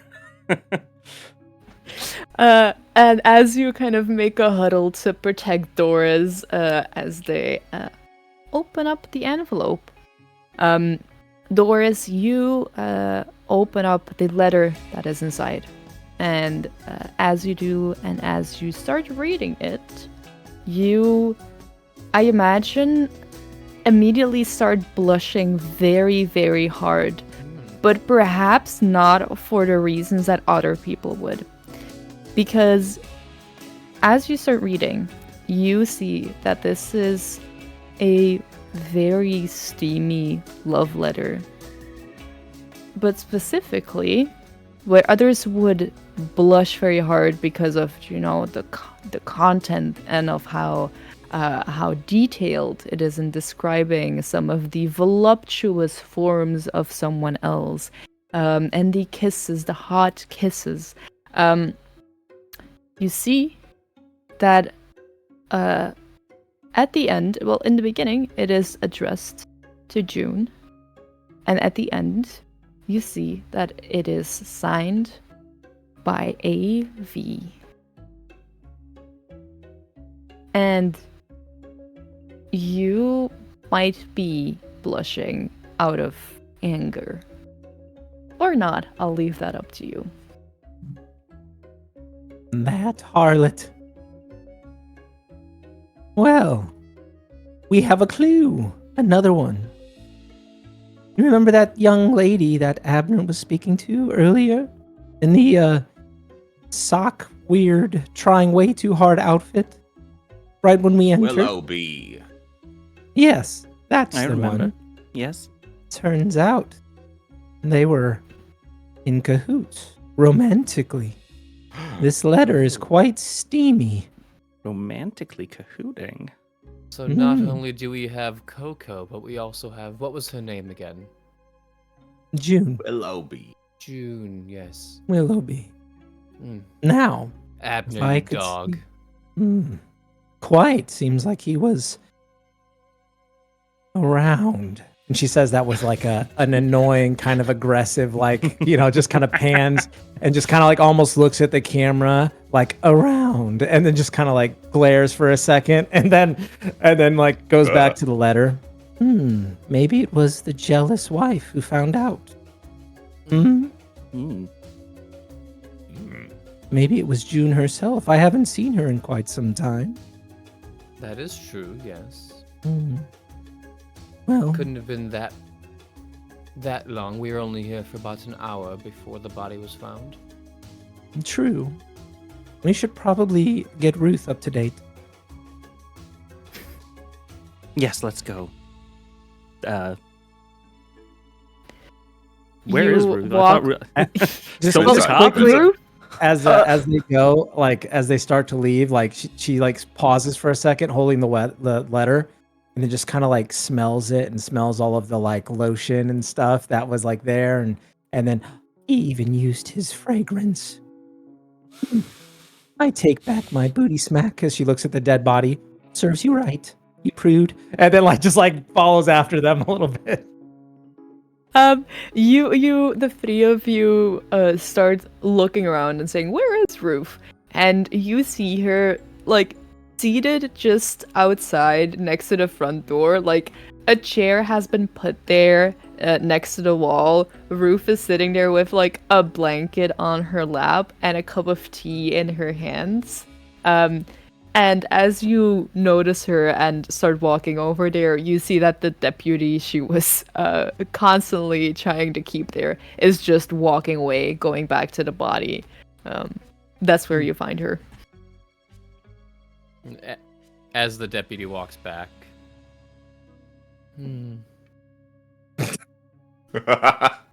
I think all of us look. Yeah. It's just like everyone looks back. I'm sorry. If that's not Officer Swanson, then he's not for me. Ruth, Oh. Janice does not look back. Are you comfy, Ruth? Hard at work or hardly working, if you know what I mean. I was running a distraction. It's not my fault that he said yes. Did you learn anything? From the police? Of course not. No, of course not. But maybe Ruth, using her guile, was able to pull something out of that handsome deputy. No, the only thing I pulled out is that he's not a fan of sports. Oh, what did you do? Right. Janice, would you be so kind? And I assume Janice like just pulls up the notepad again and then just like goes through the list one more time, just updating Ruth on like everything so far. Boom, Do I, boom, boom. I'll say that the list and the notebook that the camera focuses on again, like over Janice's shoulder, shows a list with the following things: muddy boots,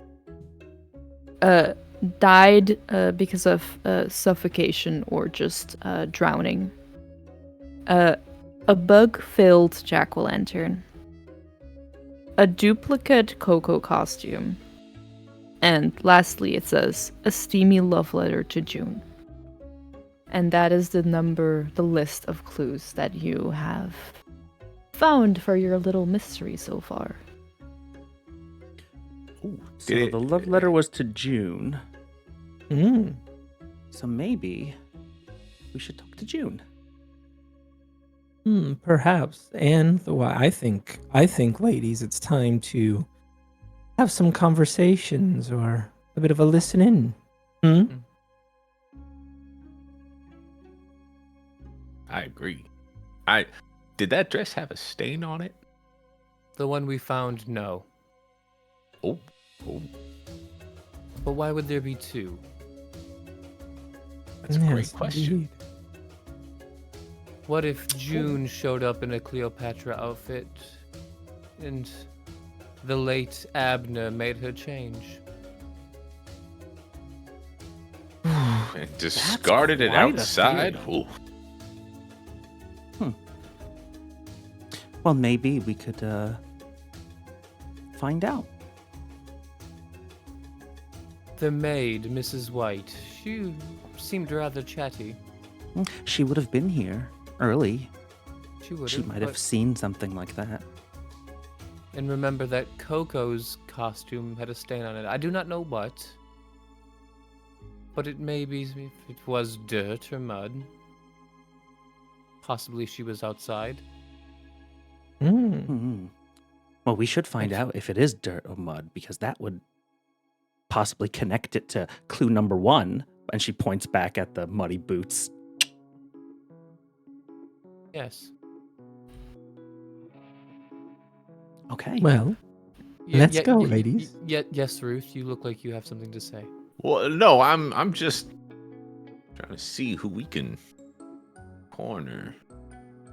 Kind of like looks around the greater area to see if there was anyone mentioned. Well, as we know, as the great Amanda Delacourt does in her fabulous novels, the person to kill a lover is usually one of the other lovers in their life.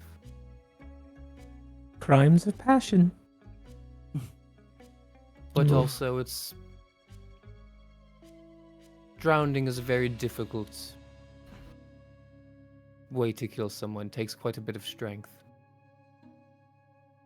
Could have been poisoned. Everyone's drinking. Plus, if it was one of the ladies, you know that's a favorite of a woman, poisoning. Using the bobbing for apples as a cover. Poison I didn't is a want to lift classic. him up. It was kind of heavy, and I didn't want to lift him up just to make sure that there wasn't anything around his neck. You guys kind of walked off. I was going to do that, but then I turned around and you were gone, and then I got excited about the letter. And then the last thing you knew, what? Excited how? Well, I found the letter. A clue. Okay. And you know how Janice is always keeping score with these things. I think poison is a very interesting theory, because I think it's like 15 of the Robin Masterson books. That poison is That is true. It was behind a it. lot. Remember It's a in lot of Passion in poisoning. Paradise? Remember, Oh, it was Passion. actually the mother. One of my favorites, Passion in Paradise. Yes. Yes, of course. Patricide. Mhm. So visceral.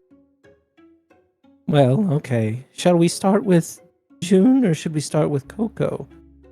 Hmm. Hmm. Well, you have that letter from June, or to June. Yes. What if you gave it to her and saw her reaction? Ooh. You know, it's not very nice to play with people's emotions, but I think it might be good to put a little pressure on some of these women here. I mean, if they're not the murderer, you know, no harm. We'll apologize. Well, what's she gonna do? Cry foul to Coco? Mhm. Or we start with Coco and we let her know about the affair. I think we should start with June. Well, I think seeing how Coco's responding to all of this would tell us a bit too. If she's very distraught, then, you know, either she's a good actor or maybe she didn't have anything to do with it. And the dress was there to frame her. Hmm? Oh, interesting, Doris. You know, throw whoever might be investigating off their trail. Well, you can't sneak one by the Mavens. You never can. I think Let's just go look and listen for a bit, and then maybe we try to draw one out and have a conversation? Mm-hmm. Just let's keep the letter, for a good moment. Let's just watch our timing, ladies. Okay? Think about it this way. I can't wait until the very end. It's like that last clue that I can just pull out and be like, and one more thing. Yes. Yes. Like Columbo. Like Columbo. Yes. Like Columbo. Exactly. Oh my gosh. Rosemary would be really good at that, but I think you should do this one, Doris. Oh, Rosemary doesn't like to get her hands dirty. Speaking of that, Ruth, can we please keep this gaudy Cleopatra outfit in your truck? What? Evidence? Yes. In the truck? Well, I only brought a clutch. Oh, just put it in my bag. As she has this large bag Giant. that has like a cat, like a whole bunch of it's way too big. It will get cat hair all over. It'll get pet hair. Well, lucky for you. And she pulls out like 3 extras, like large Ziploc bags that like have the lock, and then like, okay, treats, napkin. Oh, here, see, I have little poop bags that I can just take out, and then we can just put it in there. You have poop bags in your purse. It's like an evidence bag. It's very resourceful, Doris. You think Mr. Miyagi doesn't poop? Of course he does. It's called a litter box. Well, we go out all the time. I can't very well carry a litter box around me, and it would be rude of me to not clean up after him. Well, maybe you should keep him at home. Mr. Miyagi goes with me everywhere. Rosemary, okay? Yes, I am aware. Remember the last time he was over, he tore up that Persian rug. He didn't tear it up. It was an accident. I'm making you a wonderful scrapbook, okay, for Christmas, and you're very, very close to having me not give it to you, okay? Fine. Okay, let's not get ridiculous, Doris. Sorry, I feel a little off my game tonight. Everything You are okay, Doris? You're looking a little flustered, yes. Would you like a cigarette? Oh, no thank you. That's why there's only 4 of us now, dearie. And then we all sit a moment while we think about Beatrice, who is the I was about to say maven. I was about to say the camera like swivels to the side to the left to show us an image of like the Brindlewood Bay graveyard where we see like a gravestone and it says like Beatrice MacGyver, like beloved maven. And it's 100% Craigums. It's 100% Craigums. Oh yeah, it's Craig from the grave. Yeah. 100%. The font on the gravestone is the Virginia Slim font. And on next to the grave we see flowers and we see just a little pack of Virginia Slims that maybe Rosemary left there. Camera swivels to the right again as we focus on our current alive mavens. You all make your way back inside, I'm assuming, and you're just like bloodhounds trying to sniff something out. I think Dennis. Oh, go ahead. You head over to the bar, you wave, and you say Dennis to the bartender. He looks over and he sees you and says, "Do you need drinks?" A refill, Sure. please. Yeah, Got a and he Budweiser. like gets champagne and starts refilling 1 glass, 2 glasses. I'm sorry. I brought the wrong glasses. Have you seen June? She was wearing a sock hop outfit. It looks like from the 50s. Yeah, I think I saw something with that kind of costume just heading out the door, and he points to like the doorway that goes back into the hallway. I think. You are so helpful, young man. Yeah, Janice, you're give him another welcome. $1. Mm-hmm. Oh, don't Yes. give him $1. Goodness gracious. I've got something better. it's and she okay. like goes into her bag, pulls out a Ziploc, and then pulls out a Werther, and then slides it over. Okay, but I'll also the $1. I've invested very well with my money, son. Don't worry.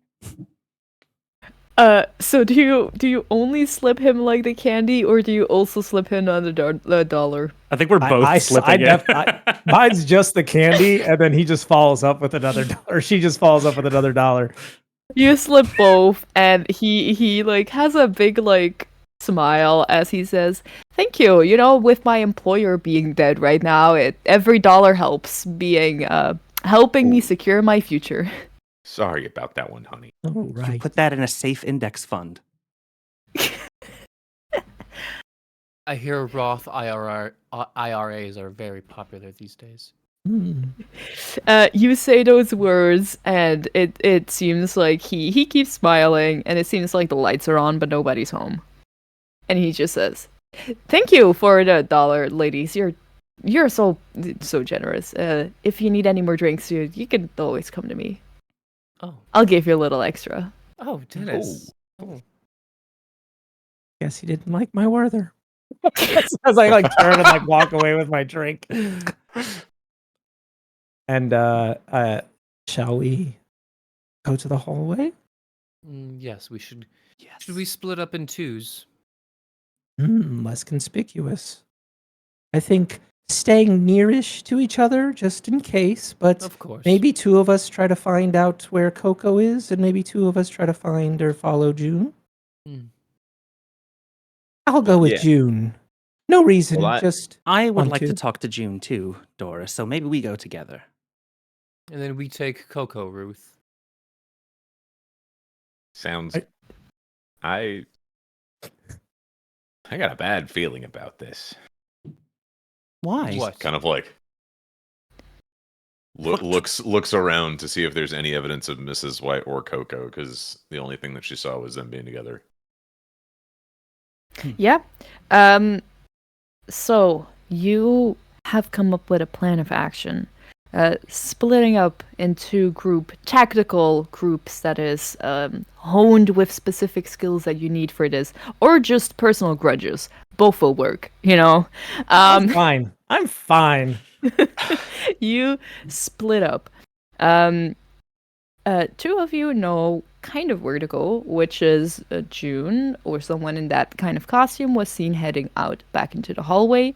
The other two of you have not yet seen Coco, and so you kind of have to walk around and see if you can find her.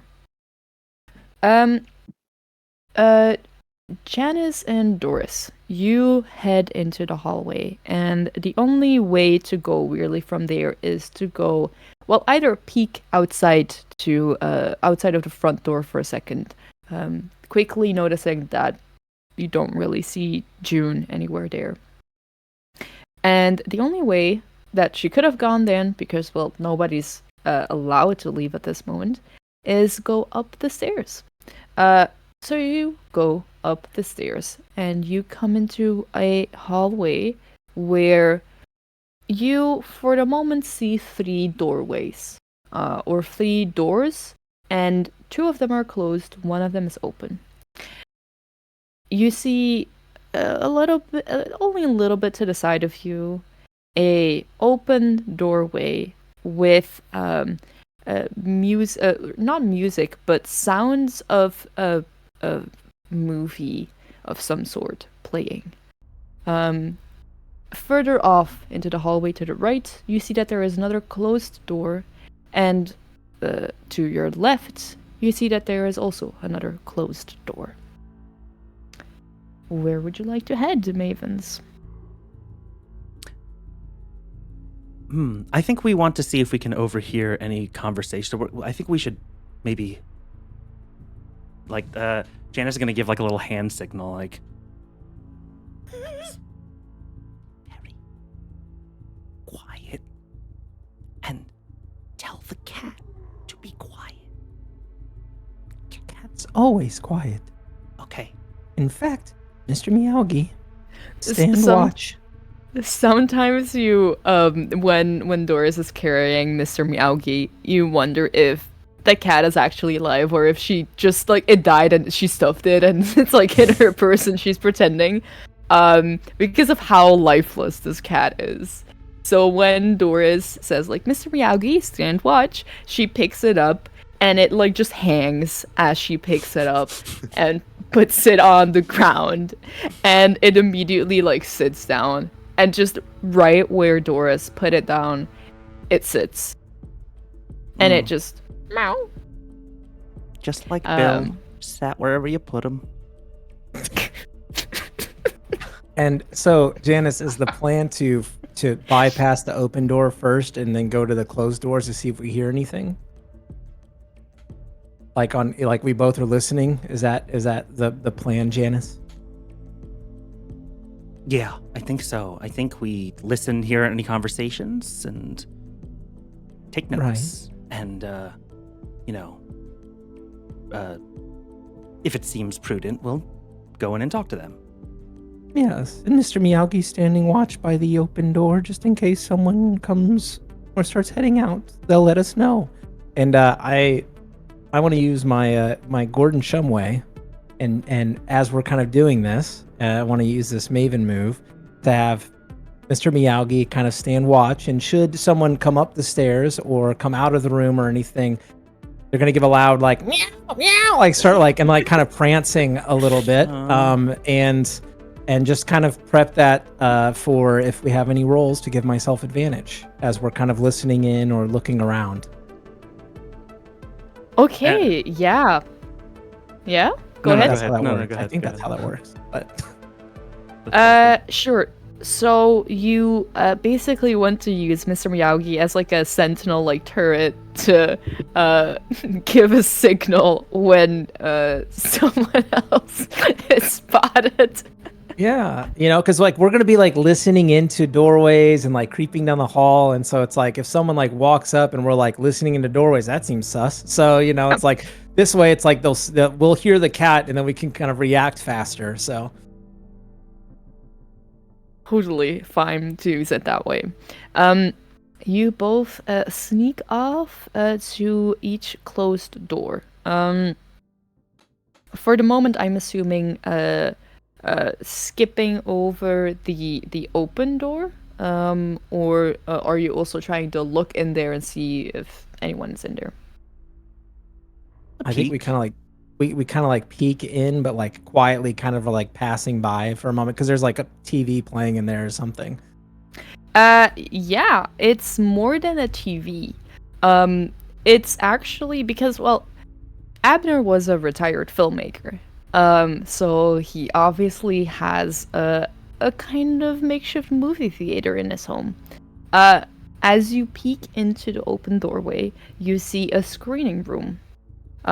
Lots of like red velvet movie theater seats, in little rows, there with a big projector screen, at the front of it.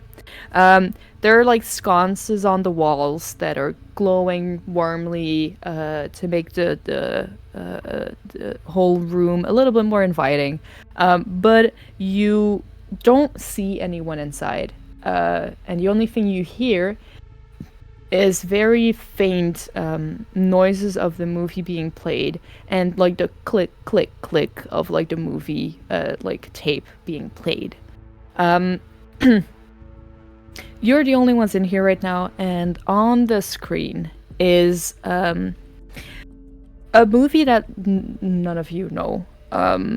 At least I don't know. None of you would know the movie. But the film being played is, or what you see on the movie right now, is what looks to be a hippie commune. And not just anything happening, but specifically what you're seeing right now is the last violent moments of this commune as buildings are burning and people are screaming. And running in terror. And I'll ask the both of you, what is it that you see, or what about this movie makes you believe that this isn't just like a fake movie, but what you're seeing is real and did happen? I'm gonna be honest, it's not taking a lot for Janice to believe that. But you shot arrows at your monk there. Yeah, what do she you saw see? it, and so she believed. Yeah. What do I see? What's a detail that maybe you see in this movie or about it, how it was shot, that makes you believe that it was actually real?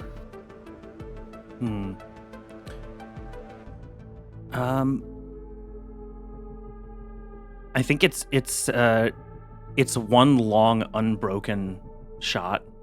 Like, it's from a position that's not really like as ideally cinematic as you might make it. It's not cutting. It's like sitting like a straight footage, like someone grabbed this elsewhere or had to hide the camera when they did this. Mm-hmm. Yeah, I think for me it would be, I think, kind of knowing Abner and like the type of, not as quality movies that are made, and then seeing this and seeing it like so visceral and real.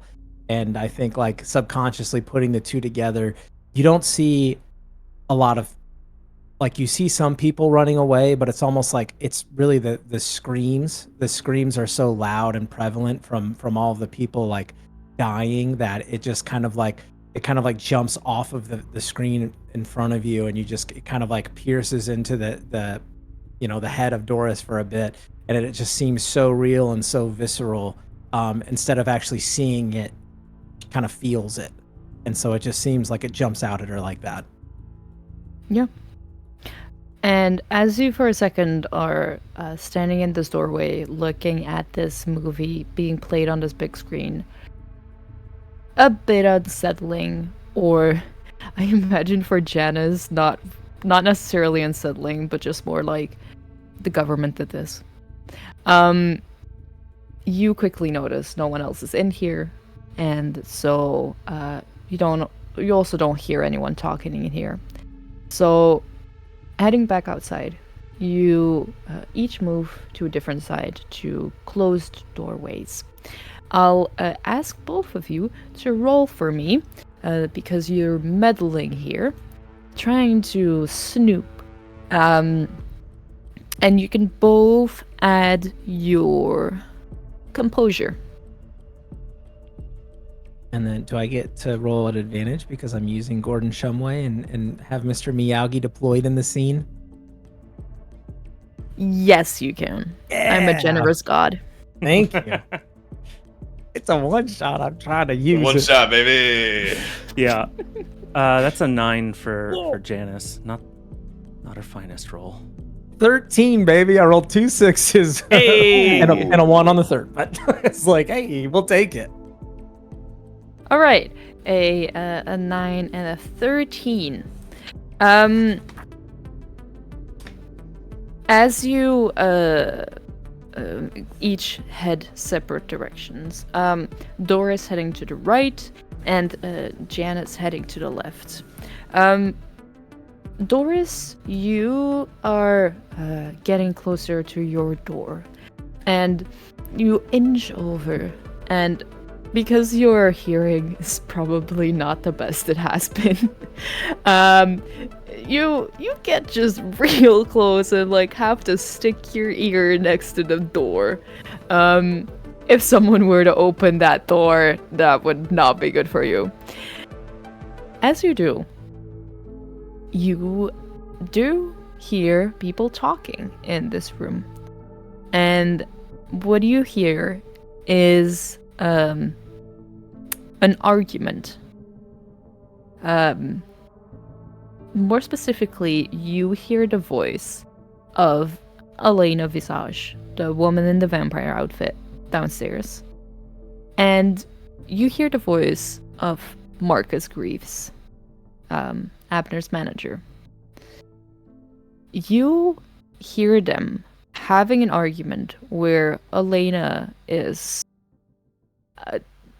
kind of panicking and basically accusing Marcus of taking away her, like, the only chances she had at jobs now. And because Abner is dead, she's never gonna get into the showbiz again. No one's gonna hire her again. He was his manager. How could he, like, let this happen? And you have to help me, because now with Abner gone, I need other connections. I need some kind of way to get into roles, and it's your responsibility because you were his manager to take this up and to do this duty now. The argument, Marcus seems to be very like against the idea of this being his responsibility, and he just replies with things like, well, it's not my responsibility, and if he had listened to me long before, he, one, wouldn't have had to been retired and could have still been in Hollywood, as I've been trying to convince him about for months now. Because why would he move to this, like, shitty old community when he could have stayed in Hollywood and kept making movies, and Marcus could have kept, like, guiding him for that.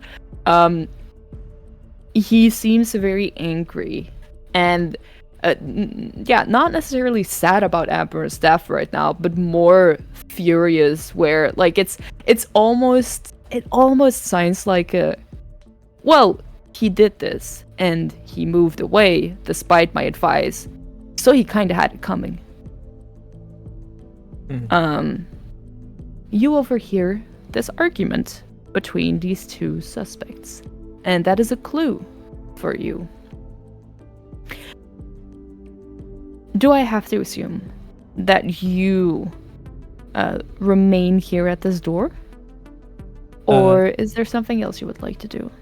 I think I for sure am just gonna like remain at the door, but like I quickly like get into my bag as I'm listening, and just so that, because I know Janice is focused on another door, maybe a little bit down the hall, and then I'm gonna pull out my handy dandy flashlight laser pointer. I'm gonna swap it back to the laser pointer, and I'm just gonna flash it a couple times at the door, like in front of Janice's face, just to get her attention, and just let her know, like, good shit.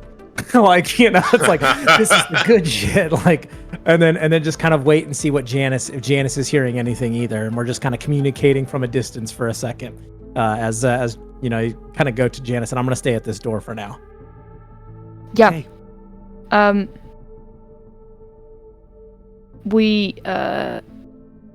We'll get back to you as you get out your flashlight and make a little signal to Janice. The camera swoops off and shows us Janice. You are standing next to the door on the left side of this hallway, and you're trying to snoop in there. You also get closer and closer and, like, try to lean in and get your ear against the door just there. And you hear shuffling inside. You don't hear any conversations, but you hear shuffling. And you just hear a click, like a kind of mechanical click. My intuition says I should just open this door and see who's in here right now. Shuffling and clicking, and she takes a look at Doris, who's like sees this look come over, and Doris at this point isn't like flashlighting yet. Like that, it's a little bit before that. So okay, so I look over at Doris, who's still like engrossed in her thing, and I'm like, and I just open the door and I look inside. I try to be quiet, but I'm like, I open and peek. I accept I might be caught here. You open the door, and first thing you see is this seems to be some kind of office space. There are a lot of different knickknacks all around the walls and all around the shelves stationed in this office. You see different movie posters. You see like random dollar bill framed and hanged up on the wall. Doesn't seem to be anything special to it. You see a big red button, like a kind of like the plastic ones that you can push, and they do something. And on the button it says "bad to the bone." Lots of different like things around this room. It seems to be a very messy office. But more interestingly, when you open the door, you're not alone in this room. Because leaning on the desk, kind of half sitting on it, is June Willoughby. And she immediately straightens as you enter this just abruptly. And she says, excuse you, you shouldn't be in here. Oh, I'm sorry, dear. I got lost looking for the bathroom. Doris and I have been looking. Doris, the bathroom's not in here. It's just June. At this point, like on the inside of the door, you just see the laser like starting to poke like past your face, like randomly on the door, just like starts, and then she like stops and looks as you like have the door partially open, like what, like, and then you hear like she, and then like starts to like hurriedly come down. back the moment that you call out to Doris, and you, Doris, you start like the flashlight starts going off, and you start heading down there. All the lights go out for a second, and the electricity goes out. Music in the house that started up again goes out, and the only thing you're left hearing for just a very short second is these groans, and you don't know if it's groans of passion from people making love, groans of someone dying, or groans of just animals. But for a second, this is the only thing you hear in this dark, quiet house. And then the electricity springs on again, and the music starts playing, and the lights go on, and everything is normal again. And that's a clue for you. Continue on, please. Who heard that? Like, did we all hear it? Like, yes. Like, where did it sound like the moaning came from? No specific direction. Like, just like omnipresent in multiple rooms? Yeah. Just a good old ethereal groan. That must be some really good sex. It's like do, yeah.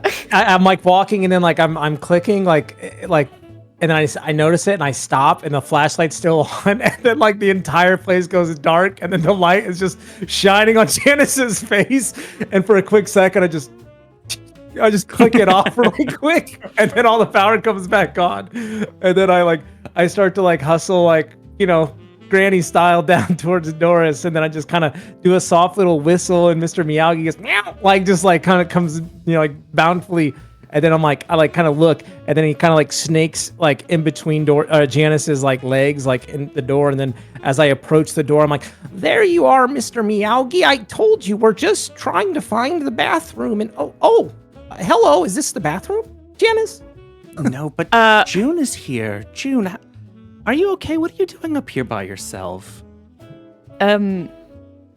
As you both are in this room right now, and you look at Janice, June. You do notice that her cheeks and her eyes a little bit red, almost like from crying. She looks at like the both of you who just stormed in here, and she's like,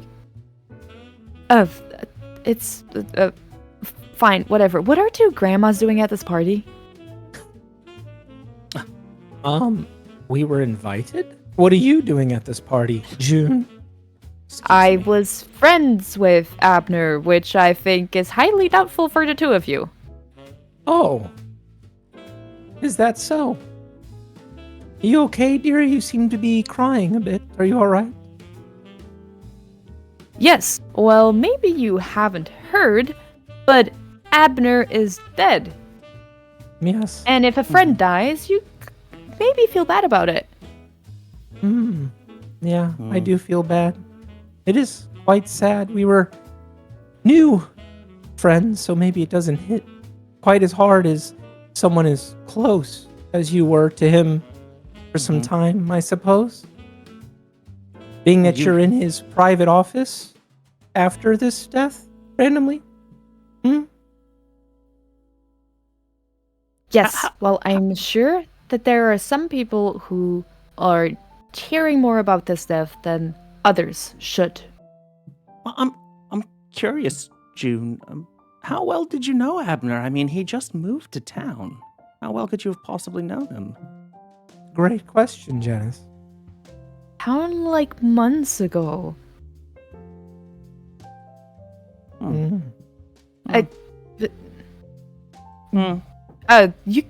can grow a friendship in months when someone is here and literally becomes your neighbor. Can I ask, as we're talking to her, is she still wearing the sock hop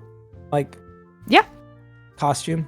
Okay. Yeah, she does. Can we look and see if there's any mud towards the base of her feet or shoes or anything like that? Like, as we're kind of talking to her, she's sitting up on this desk with her legs out towards us, right? Like, crossed or whatever. It's like great to kind of like get a peek and see if there's any mud or dirt or anything there.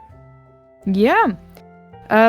You do look give a little glance over her, and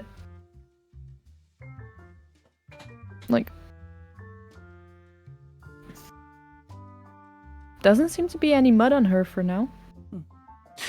Honey, I feel like you would look fantastic in a Cleopatra costume. Did you think maybe that would have been a nice costume for you to wear? I'm sure it would have suited me better. Oh. But no, I didn't think about it, and I got my own costume, and I look lovely in it. And a Cleopatra outfit is something, I guess. You do look very lovely, dearie. Thank you. And if it helps, I'm sorry for your loss. Clearly you were very close with Abner. Yes, I lost a very dear friend. Anyway, whatever. This isn't my house. I don't have to keep you away from anything. It serves Coco that people are snooping around. Anyway, whatever. Stay in the office. I don't care. And she just straightens from the desk and makes the motion to start heading out next to you through the door. Where was the bathroom, honey, before you leave? Downstairs. Thank you. She, yeah, go ahead. Unless you were gonna say, as she leaves, I kind of we just kind of sit there for a second, and then I think we both look at each other, me and Janice, and then we both eye the open office. Should we? Yes. And without a further word, just starts rummaging through the desk. Mr. Meowki, keep watch. Just as we just kind of go in and start kind of just want to check the office out, and then also I think see if it looks like anything was already disturbed or moved. Like if it looks like she was in here looking around or scrounging around ahead of us, maybe. Yeah. You also mentioned a click and a shuffling. Did that sound like normal human feet, or did it sound like maybe something else? Because Janice looks to Doris and goes, Doris, do you remember the last Gold Coast murder? Do you remember what the Lord of the Manor had in his office? Oh, yes. Something hidden. A secret passageway. Remember the construction. Entrance. Yeah, what you said, Doris. Right. So maybe we, pull on. She starts pulling on books, trying to see if the bookshelf will, slide up, to the side or something like that. There might be a button under the desk. I'm pretty sure it's not that big red button, but anything else we should be looking at. Do you press the big red button in triangle? I press it. I don't. I look at the button and I'm like, are we thinking the same thing? This is not. There's no way it could be the big red button. It's not the big red button, right? Right. But like, I kind of want to press it anyway. I do too, but like, should we explore everywhere else first? I feel like big red buttons usually make a commotion. That's why they're big and red. And I'll say, just because as we start to fan out, if you wanted to cut to Ruth and Rosemary and kind of see what they're doing with Coco or something, you can, as we kind of like start like investigating that area. I know. So you start rummaging around. I'll ask you to roll. I'll ask like Doris to roll, and you can have advantage because you're both looking. So you can roll me to metal and add your reason to it, but just remember your dice result, and I'll ask for it later. What does happen as you start rummaging around, opening cabinets, clicking on things, you press the big red button that says "Bat to the Bone." And as you do, you hear like a mechanical whirling, like a little machine starting to like move. And you look over to the left side, and there are like a bunch of shelves there next to the wall. And on top of the highest shelf is a big plastic fish. One of those that is like on like a little, with a wooden standard behind it. And the fish starts flopping. And it's Kuda the Barracuda, who starts singing "Bat to the Bone." Oh. And the mouth starts moving in terms with the song. And the music just starts playing do-do-do-do-do. And this fish starts just singing this song as you press the big red button. As you are amused with this music in this office, we leave you for this moment, and the camera heads back downstairs to follow the other two mavens trying to sniff out Coco. You leave the bar area and you go into the room next to it, which you haven't entered yet, where there's a little seating area. This is clearly like a lounge area. You've entered the Tinseltown room. It's an Art Deco room filled with plush carpets and lots of black and like gold coloring everywhere. It's clearly a temple to old Hollywood because there's lots of movie posters there and like a lot of signatures, which a lot of them you possibly recognize way back, even before Abner's time. There are a few people sitting here drinking something, and one of them is the person you're looking for. Coco Vidal is sitting down in one of the plush chairs, a glass of champagne as well in her hand, and she's sipping it as Mrs. White is kind of standing next to her and just with a hand on the shoulder comforting her, as Coco clearly is on the end of like a sobbing spree, and she has calmed down, but she's like every so often there's like a sob from her, and you hear like mutterings of like, just don't know why would do this to him, and what am I supposed to do now? Like, is he actually dead? Like, have they checked? Is he, I mean, he could be, he's a very good actor as well. He could be faking it. Can people fake being drowned and holding their breath for half an hour, Mrs. White? And, Mrs. White is rubbing her shoulder and saying that, I'm afraid he's not faking it. We will figure it all out. We will. And that's the scene that you walk into. Well, there she is. Do you want me to start or to you? Ah. Mm-hmm. Go What's ahead. with the grimace, Ruth?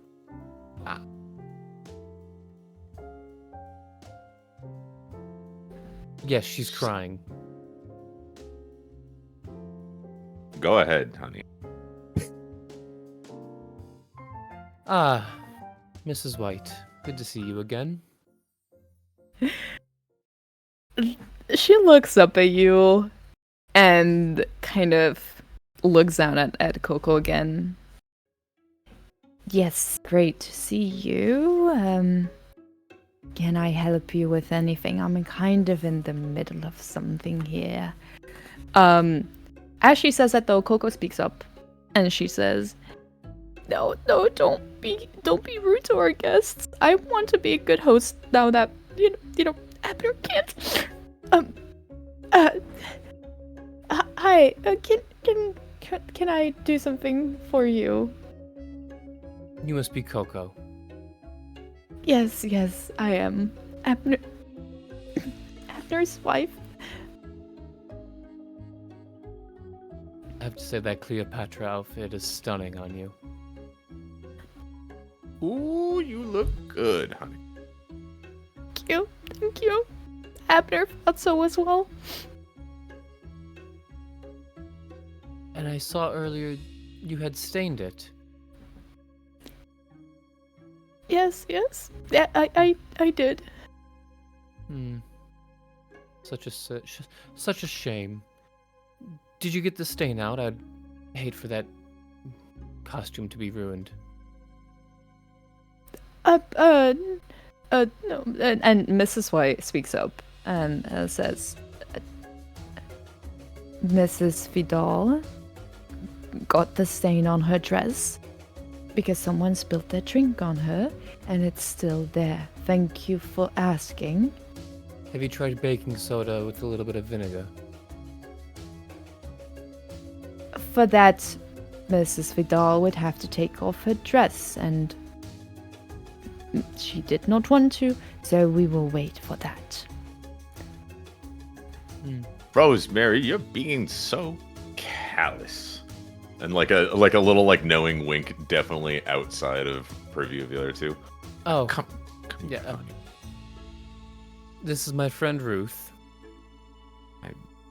There's no need for introduction. She's obviously beside herself.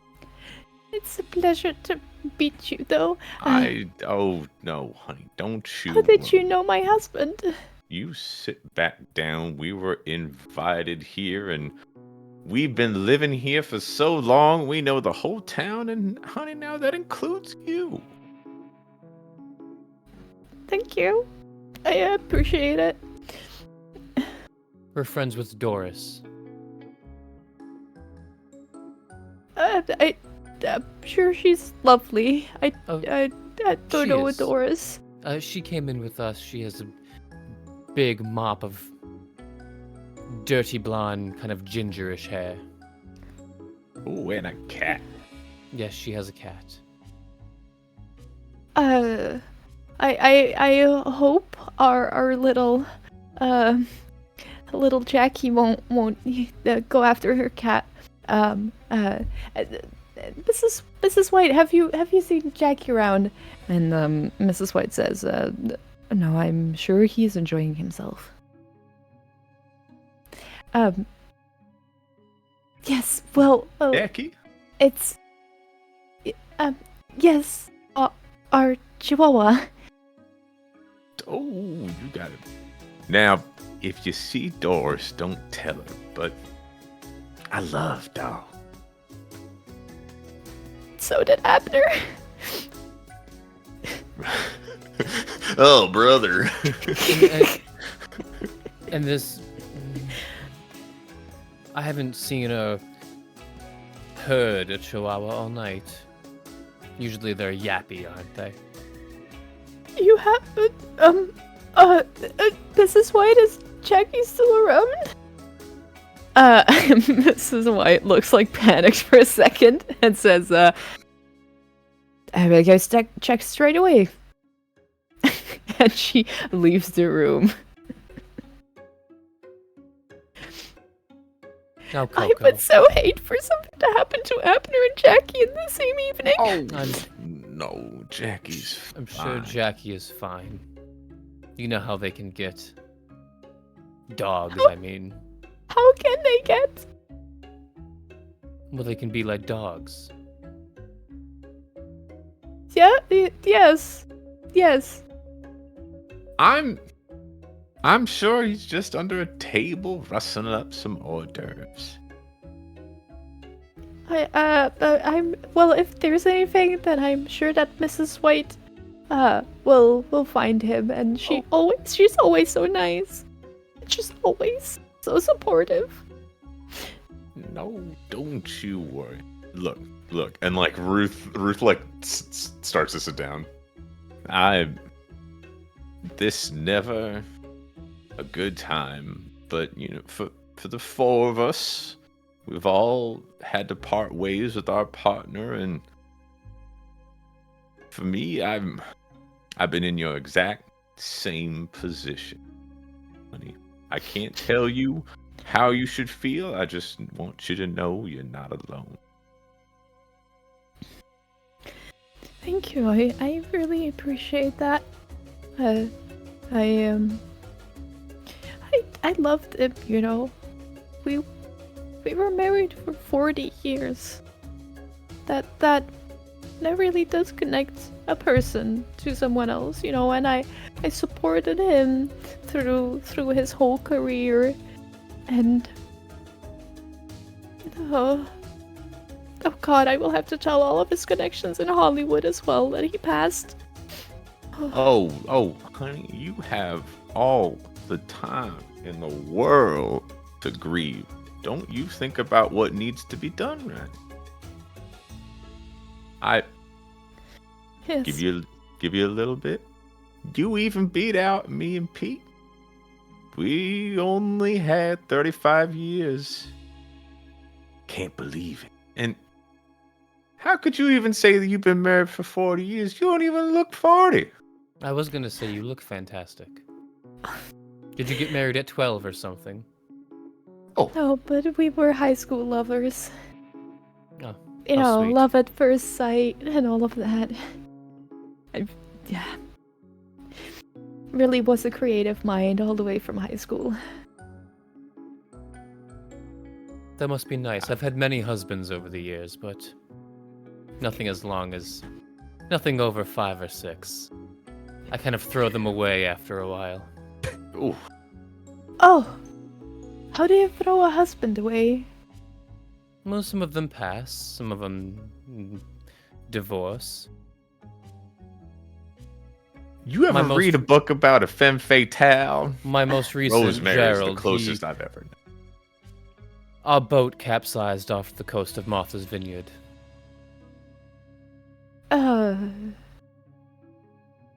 That I am sorry for that.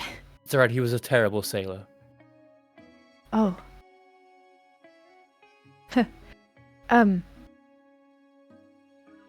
Don't worry, Rosemary. She's doesn't talk to a lot of people these days. Honey, you don't need to be a good host. What can we get you? What do you need?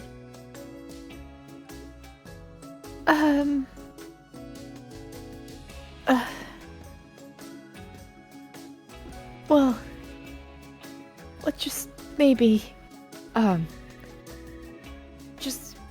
go to Dennis and ask him to get out the fancy bottle. Abner never liked me spending a lot of money on it, so I never told him I had it, but it would really soothe me right now. Oh, of course.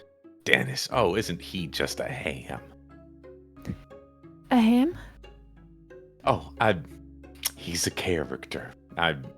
We said hi. I told him he was so useful. You know how boys get when you compliment him. He burnt right up. He's quite the good that's our bartender, Dennis. I'll go get Rosemary, you like stands up. You tell her a nice story. I'll keep Coco company, of course. A nice story. Yes. So you were in Hollywood. Yes, I was together with Abner. We Yes. met there, started our careers there. Occasionally, I was an extra in his movies. Oh. Anything that I've seen? Oh, fuck. Well, have you seen a lot of Abner's work? No. Films Oh. aren't really my forte. Oh, well, I was in 12 Women Went to Cuba. I was one of the 12 women. 12 women went to Cuba. Interesting. Is that more of a communism film? Maybe? I made a mistake. It wasn't one of it wasn't one of the themes I saw on it. But we did go to Cuba, actually. Did you meet You with know. Fidel? Fidel? No. Yes, Castro. No. Oh. I met with 11 other women, though. Oh. I understand. Yes. Do you like antiques? Furniture. Oh, yes, I've seen that this town loves them a lot. As do I. Oh, Please, point to something in this room that you'd like answered. A question. That vase? she points. Those drapes? There's like a little corner at the side where there's like a mini, not really a bar, but maybe a sanctioned off with like a wooden plate where they can maybe stock certain things, maybe for a bar or some occasion. And there's like a kind of bookshelf there as well, a wooden bookshelf. And she points to the bookshelf and she says, "What is that?" Oh. Give me 1 second, and Rosemary will go over and... Dense. Not a lot of pliability. Natural stain. I believe that's birch. That's very impressive. You actually know it. Hmm. But just by tapping it. Wow. I've never seen anyone who just... That's so... Do it again. And she like points at like a smaller coffee table off to her left side. Structurally sound. Natural wooden rivets and joints. Handmade. This looks like willow. What if I just this entire rest of the one shot keep Chris How long can improving Chris about go? wood? Yes. Antiques Roadshow. Possibly 1870? Oh, I wouldn't know that, but I believe you if you say it. Yes. You can tell by the way the hand, back in the day, lathes were very uncommon. Everything had to be done by hand. You can see the little intricacies and minor blemishes with handwork. You say all of this, and you have, like, you do have a lot of knowledge about this. You definitely notice that she's nodding, but she just doesn't understand what you're saying right now. That's quite all right, darling. What My is all village- right? What is all right? That you didn't know what year it was from. That's what I'm here for. Oh, yes. Are you an antique handler? Oh, I love them. I go to Antiques Roadshows. I have it on when I go to bed. My house is filled with them. I just see something and I just have to have it. You have an antique furniture on when you go to bed? No, sorry, the TV show. The The Antiques Roadshow TV show.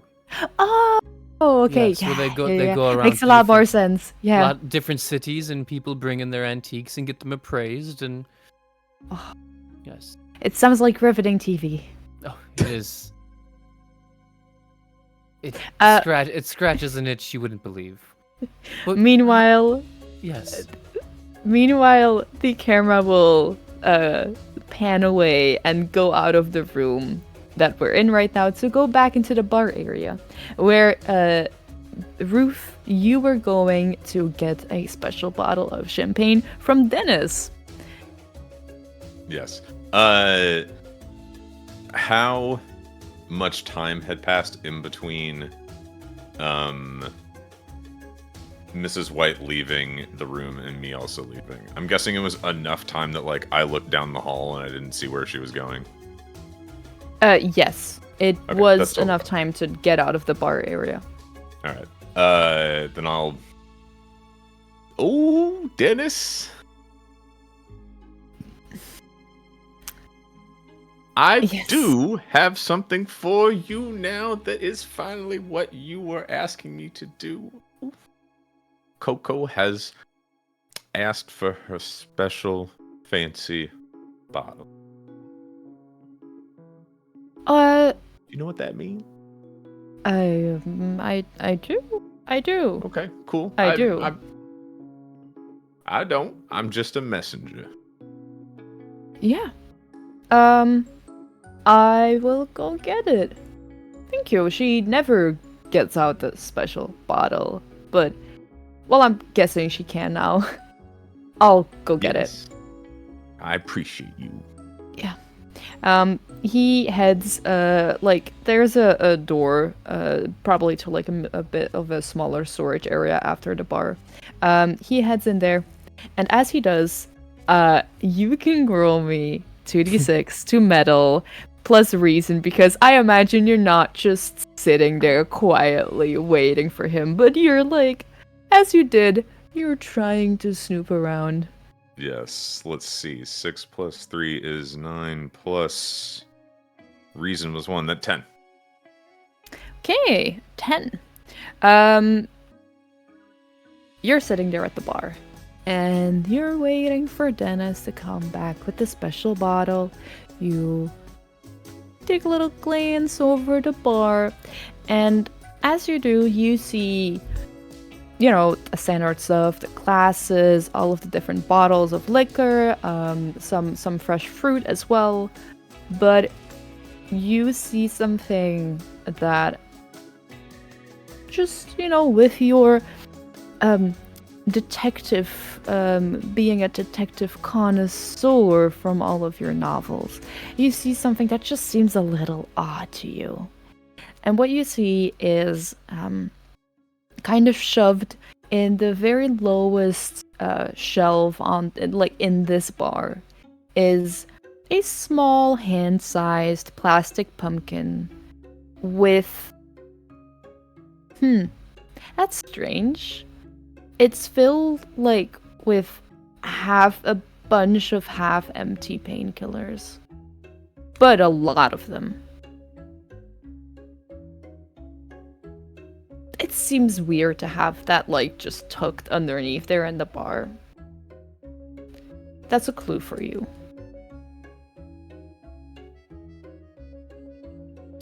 And you see that, but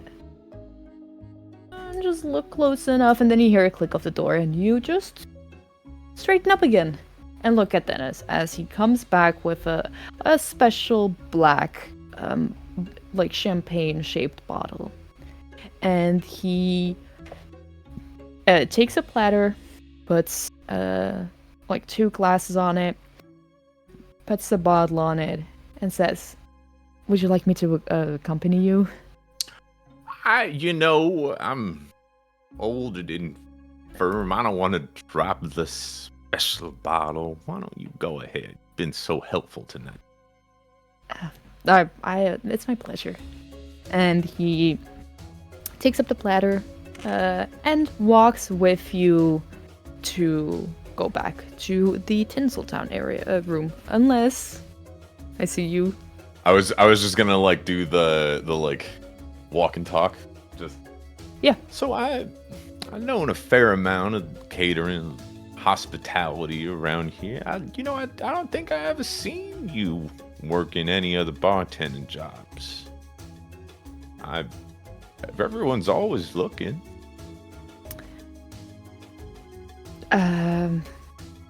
I came with the dolls from Hollywood.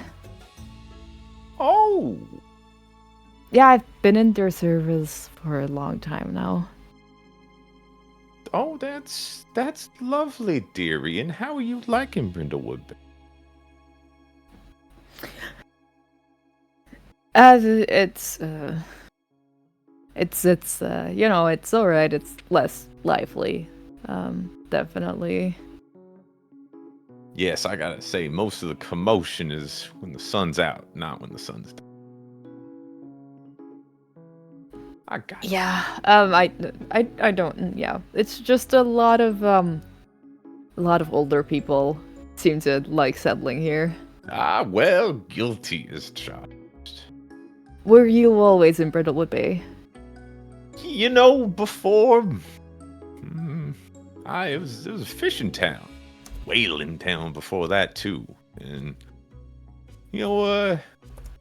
my father, he was a whaler, and I inherited his bait and tackle shop. You like fishing at all, huh? Never tried it. Oh, now see, Los Angeles, you got to go so far out to get something nice. The waves are super rocky. You'd be out there and all upset with your tummy. Ooh, East Coast, so much better. You could pull something right out of this bay right here. I have to know. Does Ruth, when she's talking about this, imagine Dennis like in a little fishing boat, like fishing, and then oh no, a little water splashes onto him and he has to take off his shirt, and is that the image that's playing in Ruth's head right now? Well, Ruth is now yes, nothing doesn't cross that mind. Ruth is a little suspicious now that two people, I guess, like not even two people, but a manager's here, a former actress, a partner, two individuals that were part of the house service have moved all the way out here. So kind of just like drawing out like are you? I'm looking for some motive. Are you bitter that you're out here serving me instead of working in Los Angeles? Mm-hmm. Yeah. You honestly just get the feeling that Dennis is the kind of person that has been working from a very young age, and like genuinely hasn't gotten the chance to explore yet. And there might be a moment now with like the death of his employer that with you like talking about fishing and stuff, you notice that he's like interested in it all because he didn't have the chance to do it before, and like if he can get some, there's a whole fact about financial stability, but if he can get that through a quite attractive old lady, he seems to be considering those things. Yeah. And kind of like seeing that we're like starting around the corner and get close. Yeah. You've been working so hard to. Is it just you behind the bar the entire night? But I'm fine with that. Don't pay attention to the others. They're not really part of a working class. They don't. We talk about a job later. You don't need ones of dollars and a Werther slid over your side. He gives like an appraising look, like going over you, and he says, "I appreciate that. Thank you." Oh, honey, I appreciate you. Look at those steady hands. Oh, Coco, look at who I found. You get there back with the champagne. You set it. He sets it down. He pours a glass. On Coco's order, he pours a glass for her, and then he also pours a glass for the both of you. Very expensive, like extremely insanely expensive champagne. No one would, in their right mind, would spend this much money on just a bottle of liquor. And Coco is very happy. Actually, it like cheers her up a little bit to have this bottle, and she says, "It's my little treat to myself." And you deserve it, darling. Don't let anyone ever tell you that. You two are really nice. How come well, I was about to say how come I have never met you, but maybe our circles are a bit different. No. How do you know each other? We're part of the same book club. There's a bookstore downtown, if you want to call it that. It's now LA downtown, but there's a bookstore, and we all meet every Saturday morning and discuss various literature.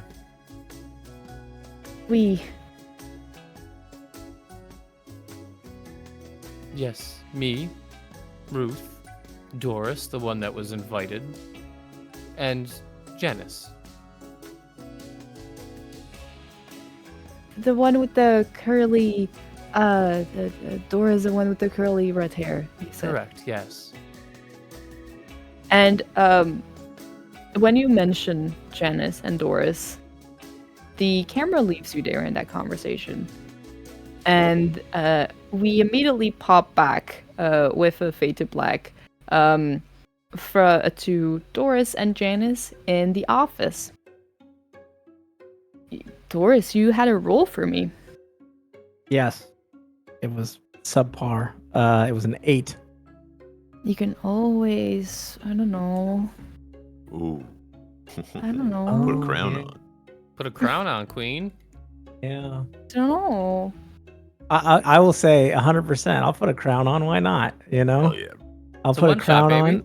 on. And I think it's fitting that as we're kind of in this room, and we're kind of glancing around, she'll kind of like the camera will be on Doris's face, and then she'll like look over to the table again, and it'll kind of like fade into this like older memory of a scene recently where you see Doris with her blouse kind of undone, leaning against the office, and you see Abner kind of kissing her neck a bit and doing small talk as this is the one of the few times where you see her bag is sitting there next to the desk.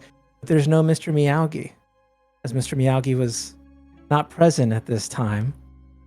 And you see some slight conversations, and you see Doris's hand go down and kind of grab and squeeze Abner's ass a little bit. As she's familiar with this office, and she's been in it before. Cooey, you're familiar with this office. You have been, The bass wasn't the either- only thing singing. you either bumped into things yourself or were bumped into things. So you kind of know when Janice talks about a click and like that kind of sound, you know where that came from. And when you're looking around and opening shelves and drawers, you reach down on like the left far side of the wall. There is a shelving unit, and you just reach down and pull open like the lowest small drawer.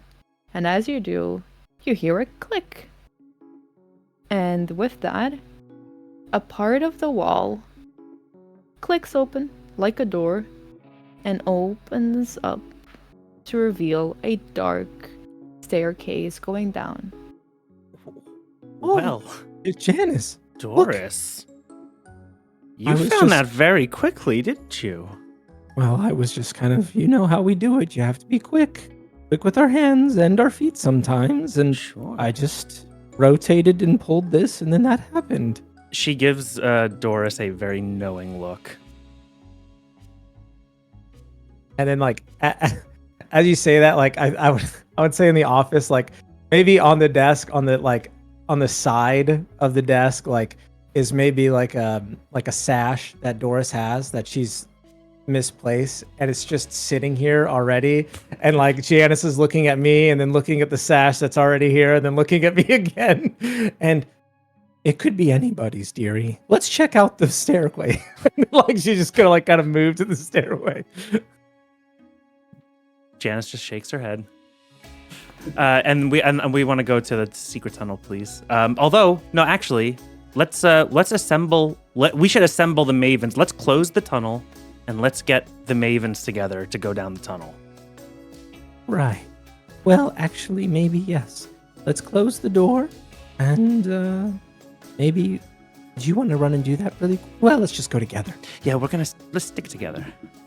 Oh, just to be fair on the both of you, because you were both in that office, and one of you clearly knew what to go to.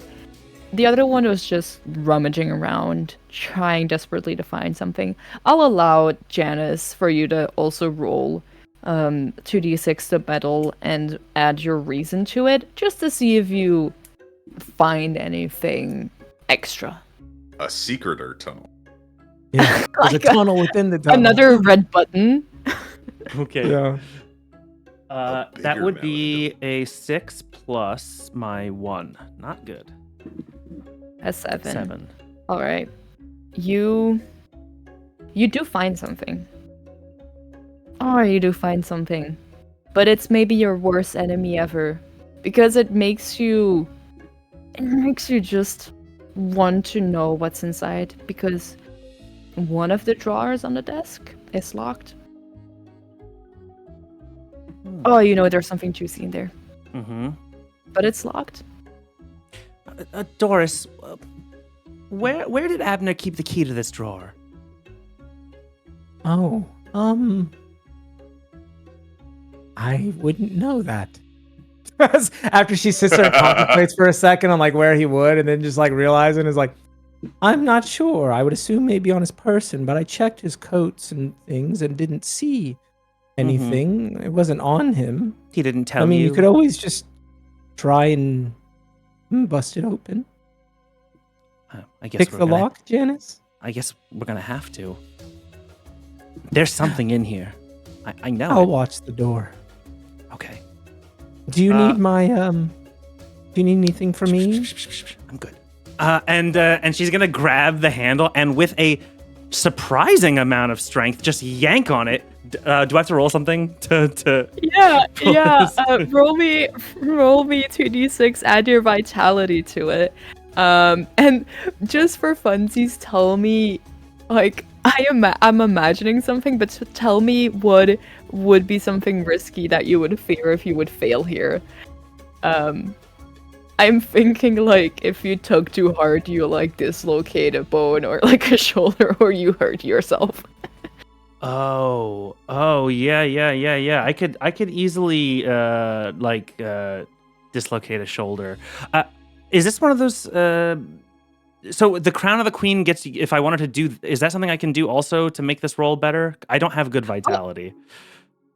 Absolutely, but that's like after you've rolled, you can decide to do that or not. Roll first, queen. But first, Got unless you have another idea of what you fear could happen if you fail this. And I just want to say on top of this, just to also, I think, maybe expedite getting the mavens here, as I have a well-trained assassin cat, Mr. Miyagi. As I go to the door and I kind of crack it open, I pick up Mr. Miyagi, I give them a treat, and I say, go find Ruth, dearie. Bring the mavens back together, okay? And then I'm just going to, like, toss the cat out into the hallway, and it's going to scamper out and, like, run towards and try to find Ruth. As I kind of have the door just cracked and I'm just peering through it as Janice is doing her work. And just to let you know, Rosemary does have the MacGyver Maven move. If you would like to wait for her to get there. We don't need to roll for it. Oh, you know what? I would. But you would know. I would know that. I would know that this is Rosemary's bag. Rosemary's right here. very yes. Yeah. Okay, you know what? I was going to rip this off with all of my might, but maybe Rosemary has a better solution for this. And you see, like, Janice, like, untense all of her muscles, like she was about to just rip this this drawer out. Mr. Miyagi will get them in a second, dearie. Just keep looking around. I got the door. Very fair. You throw Mr. Miyagi out, and you do hear a thud of like the cat being thrown and not being able to quite land on its feet. So you hear like a little thud of it hitting the wall, but then you do hear it scampering off downstairs. And Ruth's just throwing this cat. Janice it's always a relief when the cat moves after she puts it down. It's like, God, it's still alive. It scampers off, and moments later, you two, Ruth and Rosemary, are still sitting with Coco drinking the champagne, and Rosemary, you feel like Morse code tapping on your leg. From a little paw, and it's my. It's Morse code, and it's spelling out like words for you. It's spelling out "go up." It's a good thing we all know Morse code. It's one of the things we learn in the book club. That was one of our first books that we read. Survival instincts. Oh well. Coco, it's been an honor, dear. Oh, I feel we must take our leave. Honey, we just want to give you some time. Oh, it was very nice of you to share a glass with me. And if you ever feeling down for it, please. Saturday morning, 7:30 a.m. at the bookstore. Thank you. It would be 7:30 a.m. It would be. And like as they get up, it's kind of like the passing last word. Just we also discussed more than book.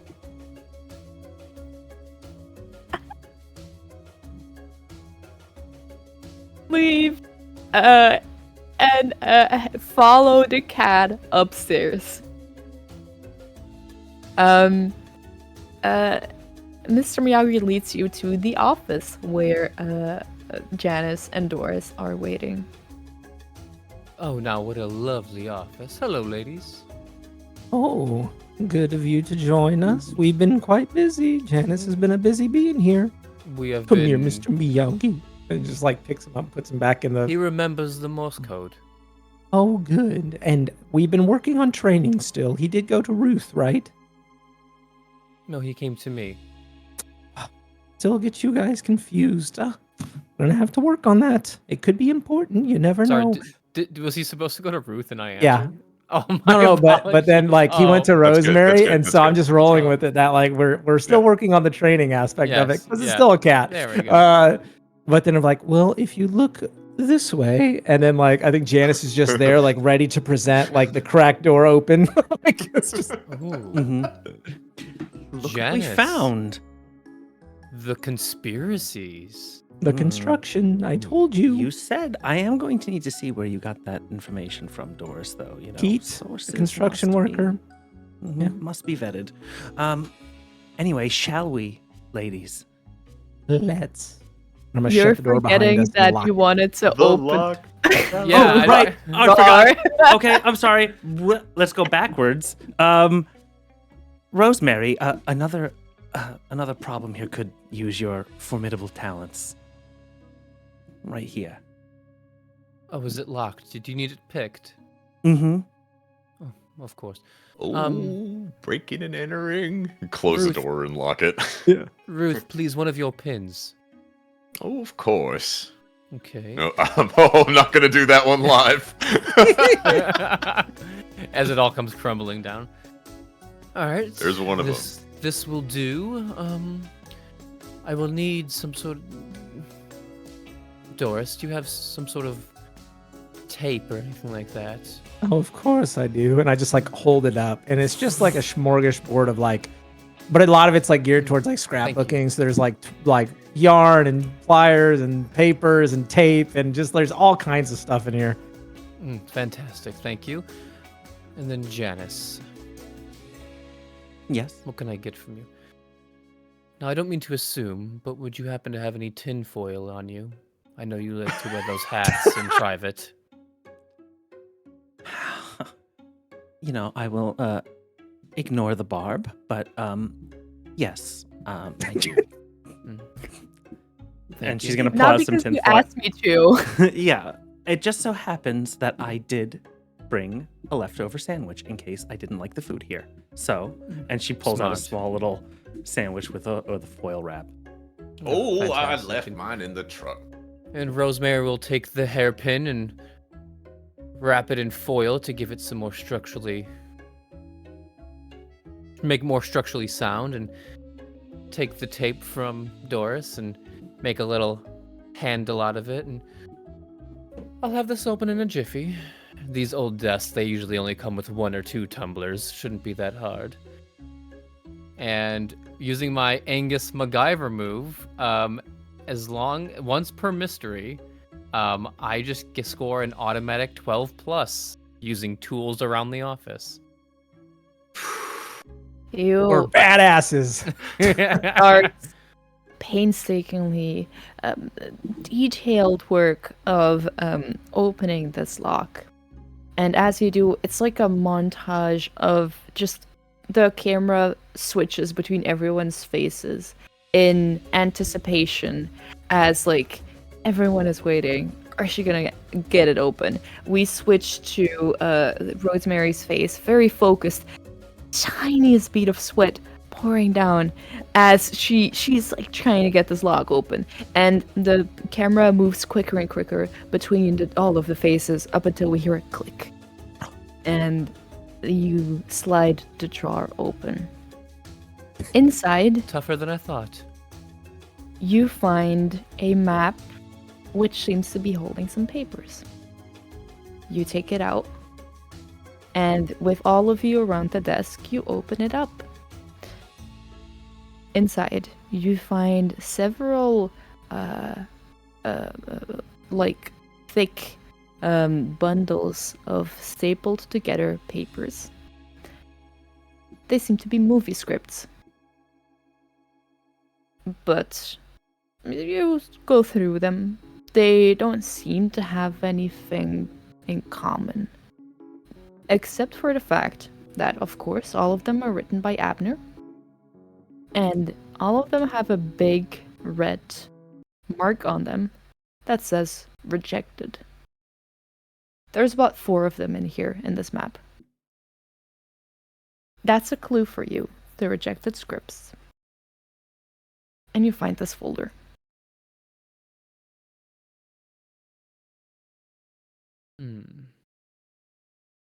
Looks like Abner was having a tough time getting something produced.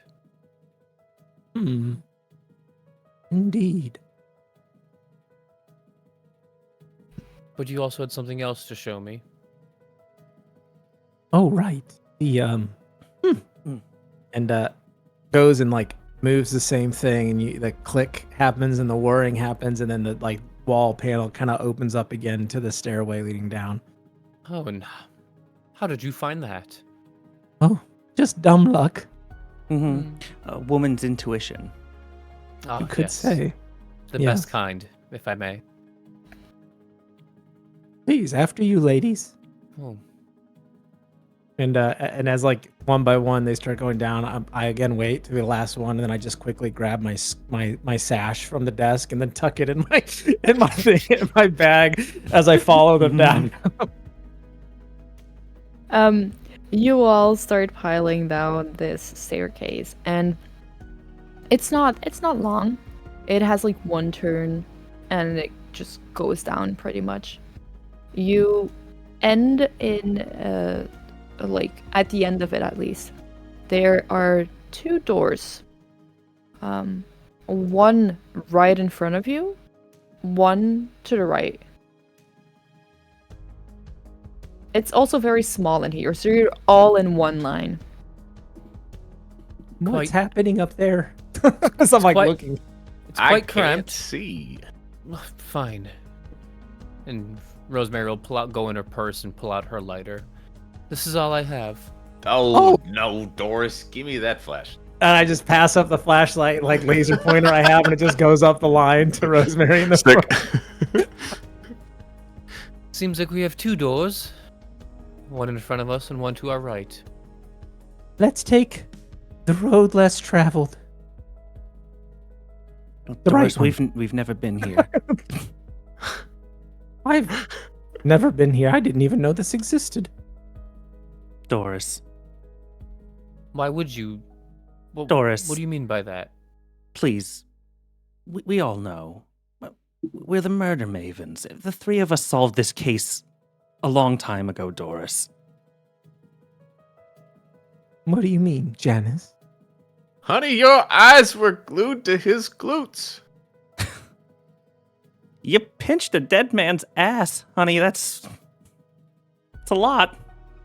I don't know, That's a lot. Janice. It was dark out there. I don't know if you really saw that. No, I didn't pinch. I smacked. Doris, love, you smelt the love letter. Well, I just was curious. Fine, okay. Okay, fine. If you must know, how do you think I got the invite? Abner and me. Well, I think you know. Scandalous. Doris, you do realize that makes you one of the prime suspects as well. We're all suspects here, dearie. You old harlot, you. But if you think about it, I was with you the entire evening, so could it have been me? Could have been Mr. Miyagi. Mr. Miyagi, wow, capable. It wasn't you, right? Meow. Okay. Who better to pull the wool over the eyes of the mavens than another maven herself? Who would know how to push our buttons? Janice. That sounds like a fantastic plot for a book. I'm not saying Doris did it, but that's a really interesting story, isn't it? Keep Ooh, your it'd be voice awesome. down. Okay, all right. Yes. How about we stop pointing fingers for a moment and look behind one of these 2 doors and see what we find? Because, believe it or not, I haven't been down here. How much of the house have you been in? Enough.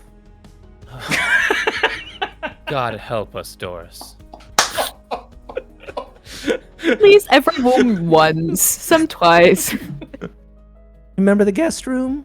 The guest building? That's how you knew it was empty.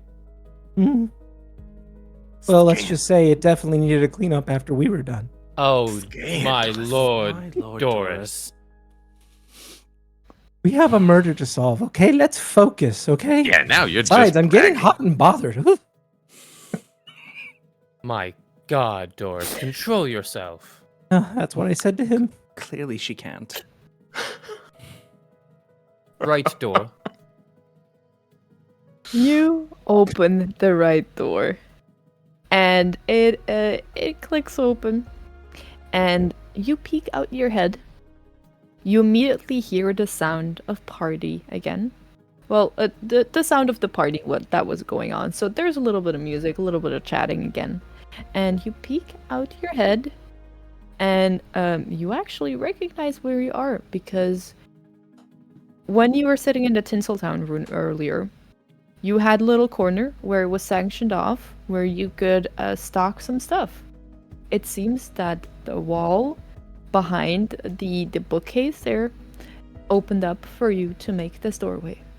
So you peek out your head and you see, so this at least leads from the office. It is a secret passage to the Tinseltown room. Which room was that again? The Tinseltown room? The lounge area next to the bar. Which room was he killed in? He was outside. Outside. The Yeah, lounge. Outside. The patio. Yeah. Okay.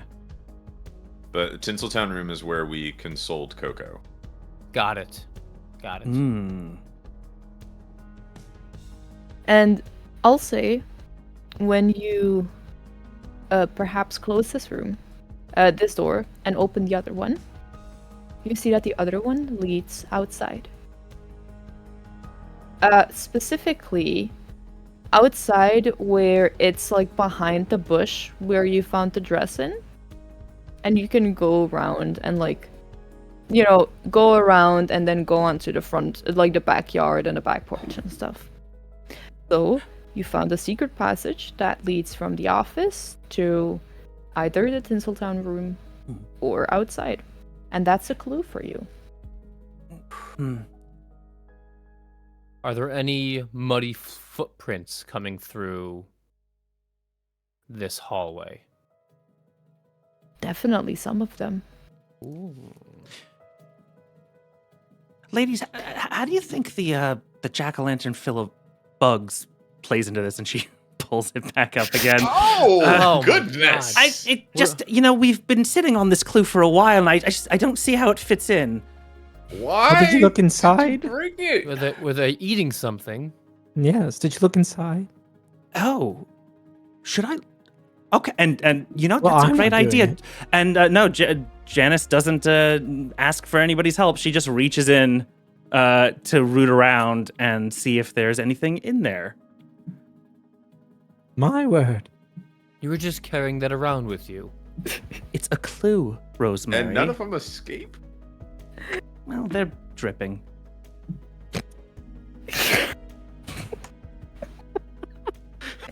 Everywhere Janice went, like 1 or 2 bugs fell out and are just scattering It's around. like there's bugs everywhere now, like Yeah, just right? trailing. There's a trail all the way Camera up the pans to a stairs. trail of bugs. Yeah.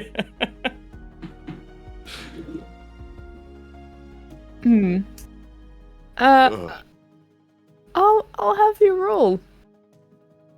You can Okay. roll a meddling move of 2d6s plus your composure. Okay, so that is a 6 plus 2. And can I Crown it up. crown it up? Crown Yeah. it up. Nice. Okay, so I can take the crown. Then, so how does that work? I describe like You one choose of one of those scenes, yeah. Okay, Yeah. so I am going to pick a flashback Oh. showing how I was an imperfect mother. Aw. You'll flash back to Janice. She was an accountant, and there's a reason that she believes that a lot of people are conspiring to do bad things, because she saw it in her very high-paying job. She doesn't look it like she's very wealthy, but Janice made a lot of money and invested all of it, and it's just sitting, making more money. But to do that, she had to miss a lot of things in her kid's life. She was working a lot for much of her kids' lives as they were growing up. She was there managing rich people's finances and seeing all types of bad things that they do. And she thinks about that a lot. Put on that crown. And I am going to. I rolled a 6 actually, so that is 14. A 14. All right. You start just with your hands scooping out bugs and just dropping them on the floor, trying to see if there's anything inside this jack-o'-lantern.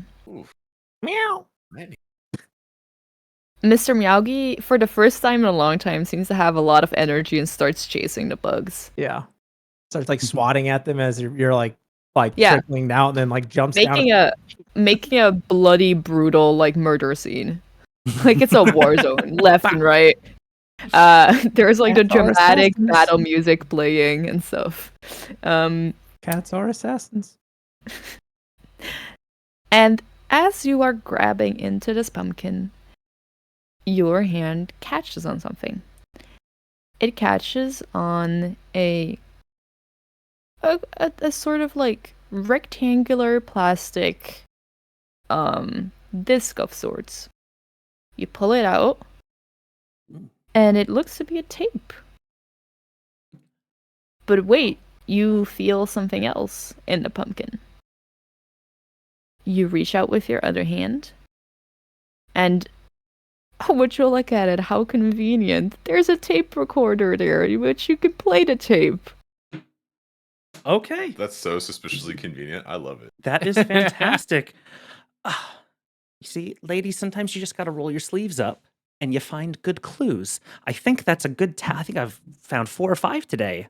And, Oh, and she's really? gonna. Because you almost missed that one, Janice. So busy blaming me for something. All right, Janice. This isn't a contest. We're here to catch a murder. Yes, we are. Play the tape. What an attitude, Doris. She presses play. Just no comeback, just what a fucking attitude, bitch. Yeah, right. Okay, you play this tape. Just sound like a bunch of gibberish. But you're smarter than that. You read enough novels to know that you can play the tape backwards. Play it in Rewind it. reverse. Oh, Play it that's in been in at reverse, least Janice. 3 novels. Yes. At least. Moonlight in Miami. Oh, what a good one. Seduction in Shanghai. Ooh. Parting in Paris. Mm. Oh, I didn't read that one. You reverse the tape and play it backwards. And all you hear is rustling, like either rustling from cloves or rustling from nature, from bushes or something. And it's eerily quiet. And after a little while of rustling, you just hear Abner's voice, and what he says is, I know I'm going to die tonight. And that's everything that you can hear on the tape. And that's your final clue, Mavens. Was that him? I recognize that voice anywhere. That's him. Good. Tight. You know, now that I think about it, maybe that's why we got into cahoots. Maybe that's why he invited me, because he knew in the end I was the only one to figure it out. Oh, wow. Well, I mean us collectively. I meant like Okay, me and, okay. like, the Mavens, you know. Yeah. Thank you, Doris. That's reassuring.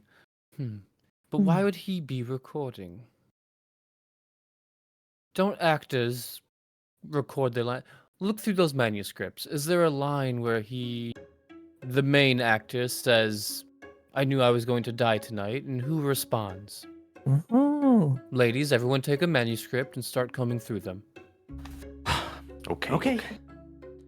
This one's my favorite. She just snatches one, like it's just like snatches one. I mean, I think, but she starts looking through Interesting. it. The main female protagonist is named Dolores. Huh? just keeps like just like about that. Huh. And yeah, I'll come through it, and we'll see if there's anything that stands out. Are there any lines where he says, I know I'm going to die tonight? Like waiting for a response from another actor. My lovely Mavens, I will leave that up to you when you're theorizing. Could be that there are some in there. All right, ladies. Okay, decide so that. is it time to make our conclusion? I think it is. I Yeah. think we've combed through everything and gotten all the clues. Amanda Delacourt wouldn't need more clues than this. I think we can handle this, ladies. I think so as well. Okay. First off, like we always do, gut check. Who do we just feel by our gut is the main suspect? Okay. And we're ruling out Doris. Oh, please, Janice, please. Just saying. You know, just making I was sure. with you the entire time. She was. Ironically, though, I did mention the poisoning, and then it seems like he probably was, like, given lots of pills, so I could see how you might assume that, but that's just because... And you did know where this secret passage was? Mhm, Sure, we knew yes. right where that was, Oh. yes. Yes, fine. Well, you know, I didn't actually... I knew that there was something in here. I've heard it a few times. Hmm. Well... Originally, I thought maybe it was June. She was in here.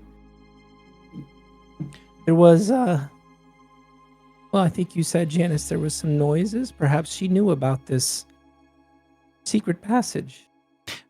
The click led to opening the secret passage, right? Like when you recognize, was that what you, because you recognized the click, right? Mhm. Okay, so then Janice is going to say, right before I entered the room, I heard a shuffling. I heard the click. That click that you recognized, Doris. Mhm. Now, she was in the room when she heard it. I mean, someone had to have pressed that button. She must have known Mhm. about the passage. I agree. When you guys spoke with Coco, did it seem like she was aware of any kind of affair or anything like that of the sort? No. That Coco is one for the birds, if I may say. Mm. She was beside herself. She was very broken, yes. She's been Poor to Cuba. thing. Oh, did she meet Fidel? No, I asked the same thing. Missed opportunity. You think But she with would have met him? 11 other women. Have you seen Oh. 12 women in Cuba? No. It's a movie. It's It's one of Abner's films. Oh. There's- I wasn't really here to watch No, the movies. Ladies, we've had those Oh. experiences. But this was a movie. I mean, I've seen the theater before, but I can't tell you what we watched. Oh my god, Doris. Ugh. Stop it. Be serious Doris, here. I don't I even know am. you anymore.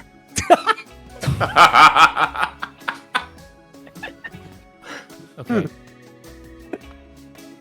But how could she have gotten him to the bucket? She's not gonna, oh, come over here. Let's go kiss inside the apple picking bucket.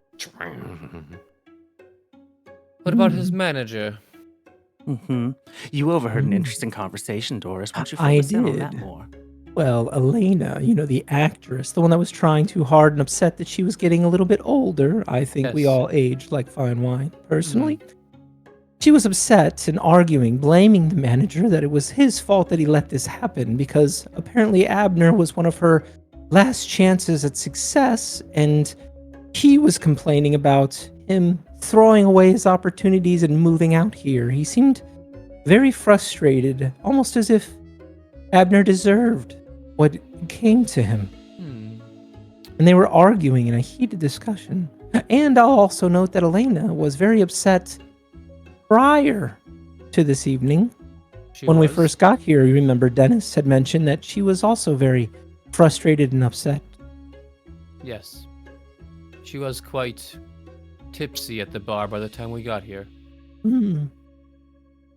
The only one that we didn't really speak to is that business partner who was all about real estate. Yes, I think his name was Sam Turlington. I don't know if he's Like the Coke connected. factory? No, that's Burlington, Ruth. Oh, okay. Close. Common misconception, I'm sure. But in my memory, or I guess here, actually, this is better. Now, does anyone remember looking over at him and you remember that one, A Death on the Nile, and there was no struggle? Did anyone see any water outside of the bucket? Like, do we think he was drowned, or do we think that he was put there? That's a And very do I good point. remember if there was any water? Like a You sign, can- I guess, a sign of a struggle. You can make that up if you want to theorize that there was a struggle or wasn't a struggle.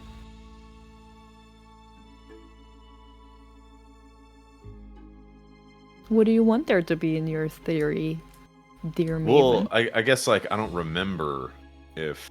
I guess There wasn't when we were investigating. There wasn't any Right. kind of like struggle. There was no wounds on him. We didn't mention or see any like. There was a bunch of muddy footprints around, so it was all kind of muddy. So it could have, I think it's really kind of however you want to say it. But Right.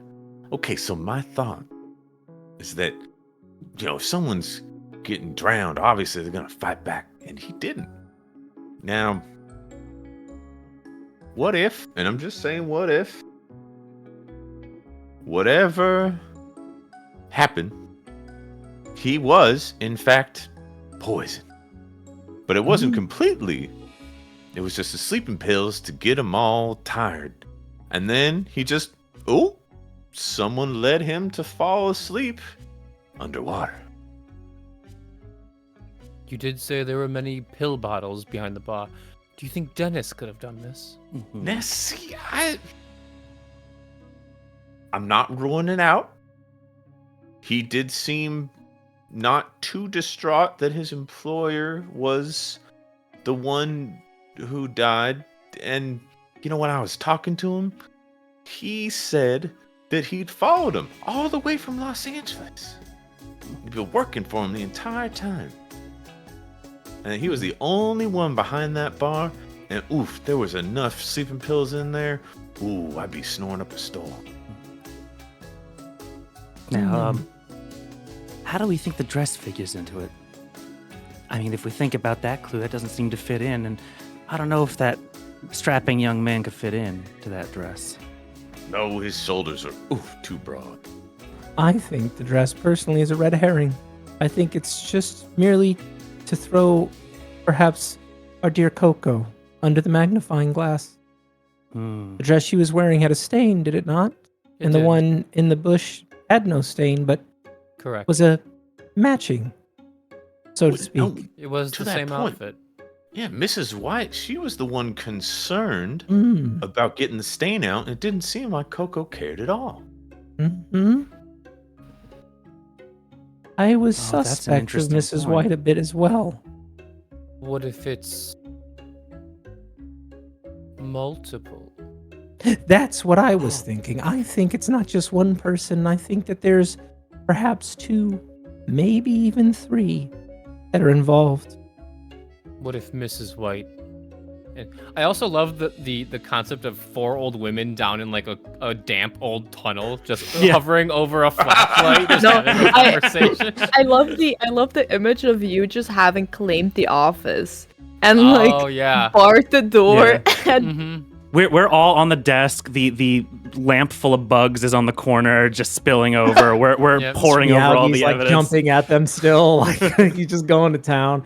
We have all the information, like all the clues are like spread out all on the bed or something like that. Just like everything's there, and we're Yep. like piecing it together. So you think maybe? Well, Mrs. White and Dennis are in it together. Hmm. I wasn't With- thinking of with these Dennis. With No, I these wasn't reject. Oh, interesting. well, I was thinking of maybe the manager. See, the manager was upset that his cash income, so to speak, is gone. You see, Abner moved out here to essentially retire, and the manager was very upset. Now, seems like motive for him to perhaps maybe get himself back to LA in some capacity. He could Could just be. quit. I mean, he could. But what if there's more to it? I mean, he'd have to really hate him, and it'd have to be more than just, a means to an end. It wouldn't make sense to kill him just to go back to Hollywood. If he wanted him to go back to make more money, it doesn't help him if he's dead. What if Elena is sleeping with Marcus Greaves, the manager, in the hopes that Marcus Greaves will get Abner to put her in a movie, And she was frustrated because she found out that Abner was not going to be putting her in a movie because she was too old. So she was frustrated at Abner's sake for denying it, and frustrated with Marcus, who, in their canoodling, promised her that he would have access to get her more roles with Abner. And so he's frustrated that Abner's stepping away, and she's frustrated that her last chances have slipped away.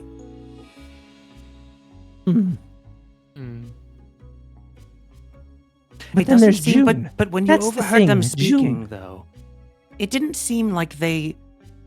I mean, if they had done it, what were the words you said? It serves him right? As if... I mean, they wouldn't have been in cahoots using language like that. I agree. Yes, I think that's a good point, Janice. I still come back to June. June was the only one. She was there at the beginning of the party where they spoke. We went inside. I don't recall seeing her come in. She obviously, similar to myself, has maybe more access to the estate because of their slightly as good relationship and relations. She was in the office. You heard the sound. She clearly had access. Maybe she found out about myself. Maybe she got frustrated over something. Maybe he made promises to her. And, she's clearly willing to do morally distasteful things. And she eyes Doris. But what I don't... One thing is missing. When the power went out, there was sounds of groaning or possibly even moaning. Looks over at Doris. Yes, I meant to ask you, Doris. Did that sound familiar? I mean, before your secret wasn't out, but now you can tell us. If What, the moaning? Yes. I mean, he wasn't doing it. It could have been a recording or something, right? I mean, we all heard it in different rooms. I don't know who would have played it on the speaker, but... Now that I think about it, there were times he would mention me being a filmmaker and all.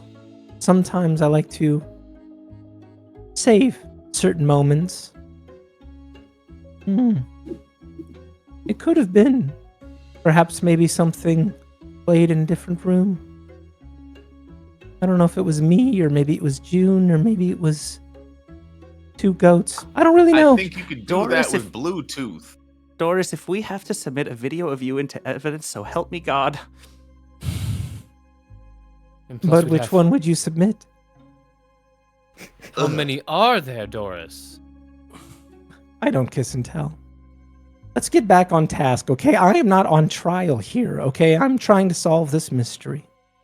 Ruth, you've been kind of quiet. I want to know your opinion. I want to know how he got there.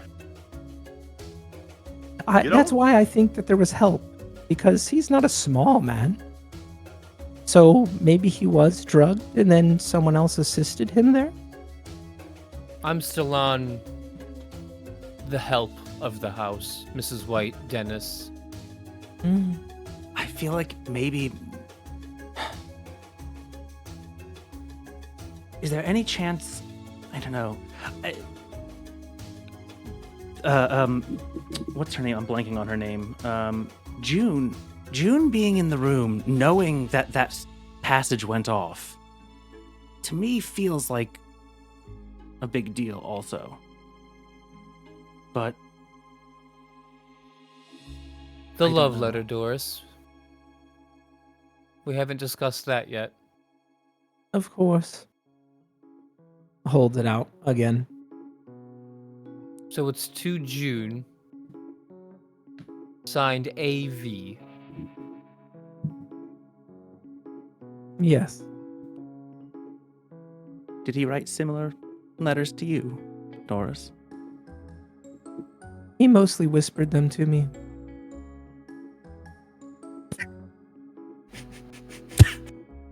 Ruth has galaxy brain moment. Well, also, I try to keep it together. I try. Did he did he sign with his initials? Have you ever seen that? Did he sign with a full name? I'm mostly initials. You know, Rosemary, I think you're onto something. Think about it. I think Mrs. White or Miss White might be involved because she would have access to the entire place at any time, including behind the bar about it. Yes. and the storage where the pills were found. She also knows, as she is Coco's right-hand woman, what she would be wearing very well ahead of time, which means she could get a copy of an outfit, which is why she was so worried that there was a stain on it that it needed to mirror 1-to-1.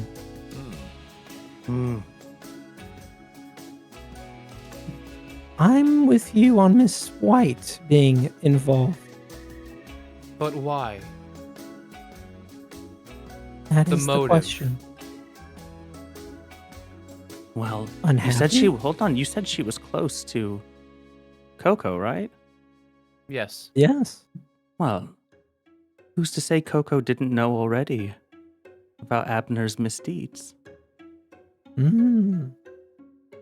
Maybe Mrs. White found out about June, and luckily not you, Doris. And for hurting Coco, she wanted to take revenge. Coco said they've been together for 40 years. That is pretty heartbreaking. But you said it didn't seem like she knew about the affairs.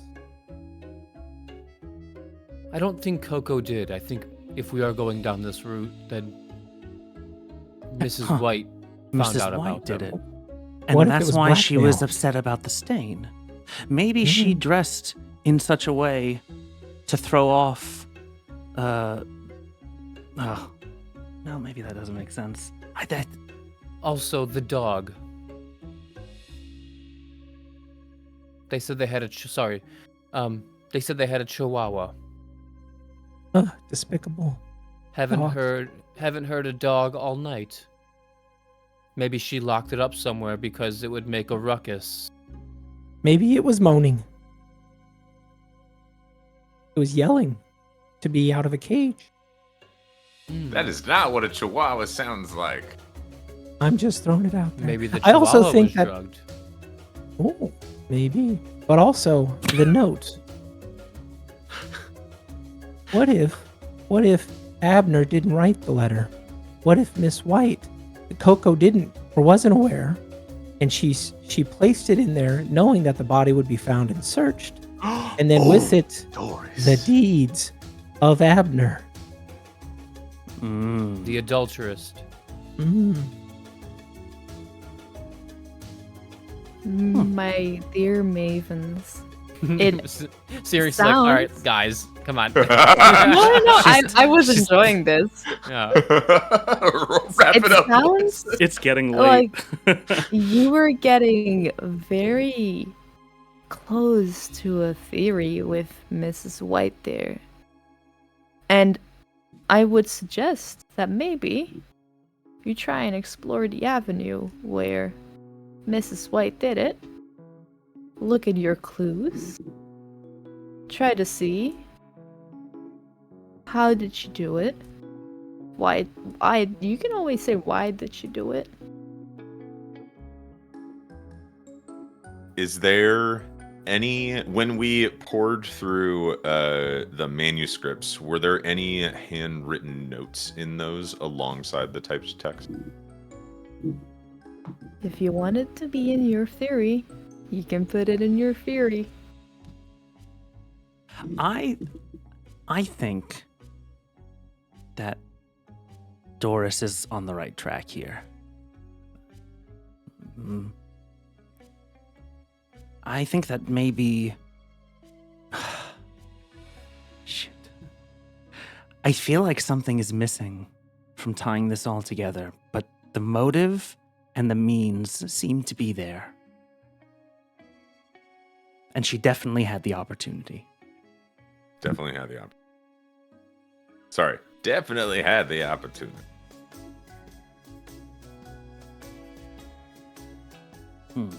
Ooh, I hate.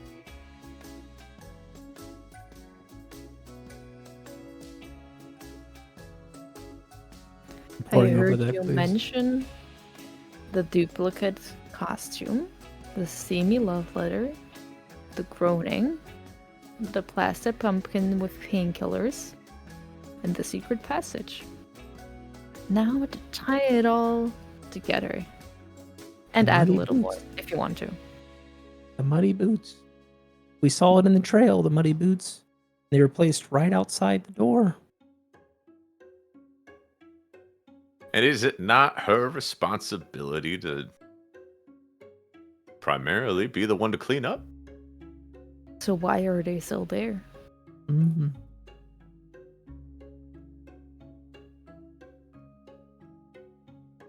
Doris, Yes. I know this may be reaching, and I apologize, but do you know where the main breaker for the house is? Why did we lose power in here moaning? Mm.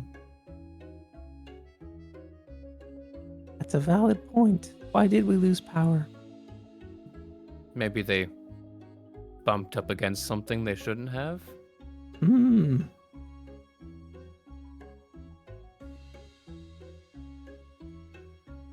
Okay, the breaker is in the closet behind where the bar is. I've been in there once or twice. Happy.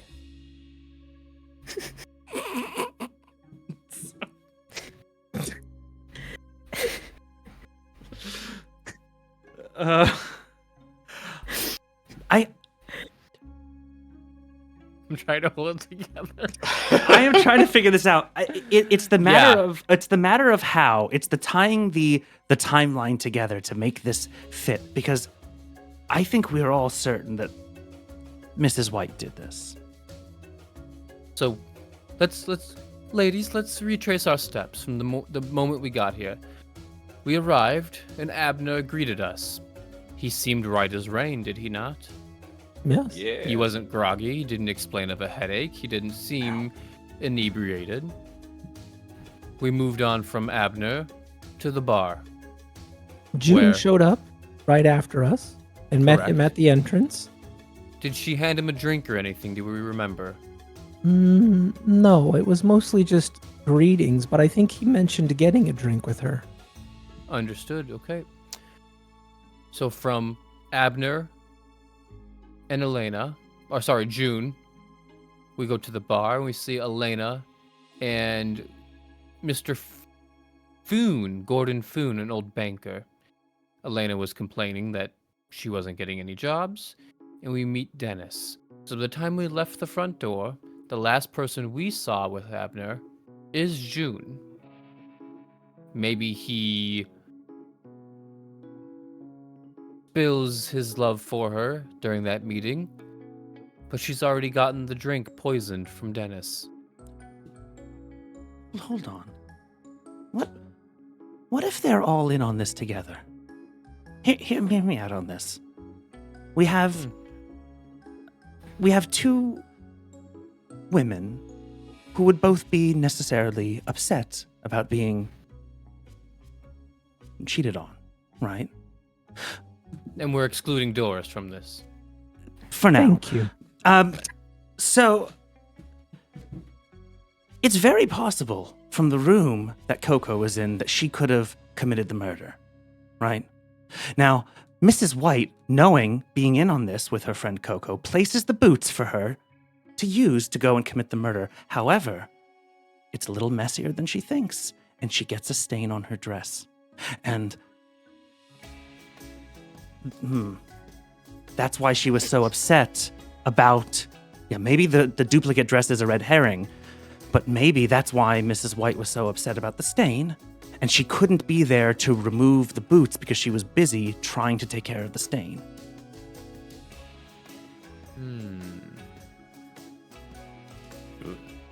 We lost to James. Uh-oh. Keep talking. I agree. I think that would be at least for Mrs. White, busy tending Coco. I think Coco was very dismissive of it, like it wasn't that big of a deal.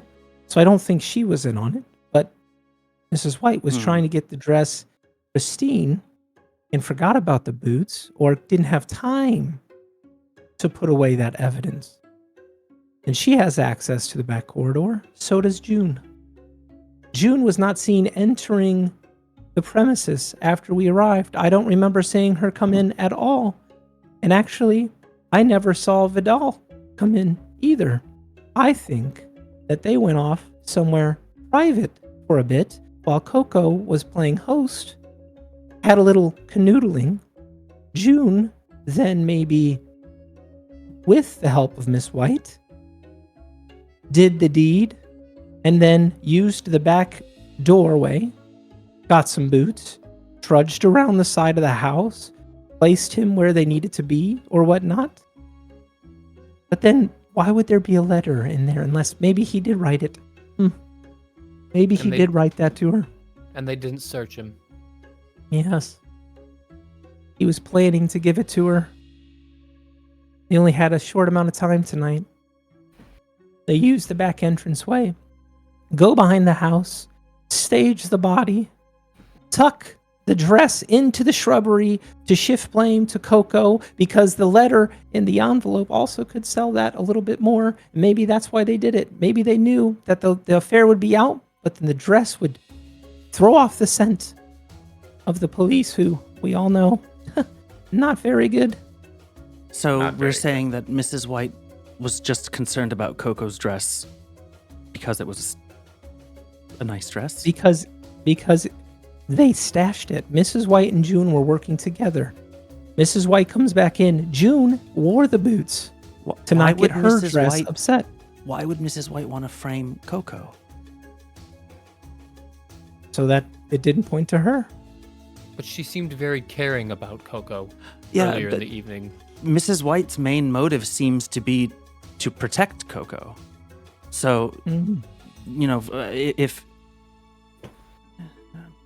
I think it's June. June solely. That's the last person to see him alive, potentially very shortly after we did. And she was in the room with the tunnel entrance, and that's not alone enough to convict, but with everything else? We're not judges or lawyers. We just point in the right direction. Yes, unfortunately, we can't do more after we solve the case. It must be put into the hands of the legal system. So we think it's June alone and Mrs. White was not involved? I still think she was. How could June have slipped him all the painkillers without at least going behind the bar? Or Mrs. White could have helped June with the task that June couldn't reach, both for their own reasons. June being unhappy that Abern was obviously having more affairs than her. Mrs. White obviously wanting to protect Coco. I think they did it together. I agree. That's what I think. Mrs. White and June canoodling together. With the help of the I bartender. don't know why I got super manly there for a second.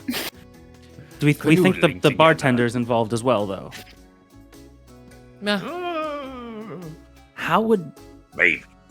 I mean, that's a lot of pills to slip in a drink without some help. Well, I think that if Miss White is smart enough to plant a dress in a bush, she would be smart enough to place the pills that were used to frame someone else. So they put it by the Doris, bar you where did Dennis it. was the entire night. And then look, both of them are scot-free. I like the idea, Doris. Thank you. We're still gonna have to talk about your My what? deeds. Oh, you want me to kiss and tell, huh? No, but we have to have a conversation. I suppose That's that for another tracks. You book are club. very much into wood.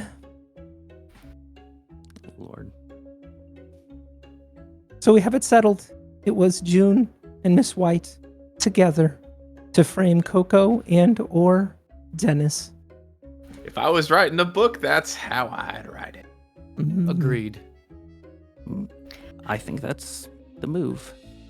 Let's go tell Sheriff Ernie Wickapinkle. That's And definitely. you do. The four of you set off to find Sheriff Darwimple. And the camera follows, and we watch a montage where the bits and pieces of your theory come together. You explain it, and I'm gonna help you out narratively a little bit because I understand that a very free system is sometimes difficult as well. You explain that June and Mrs. White are both responsible for the murder of Abner Vidal. Both for the different reasons. June being angry that he was obviously having affairs outside of her. I mean, Doris was one of them. They even recorded it, which was later found out. And Mrs. White obviously wanting to protect Coco. Because she didn't want her to get hurt like that. She didn't deserve that.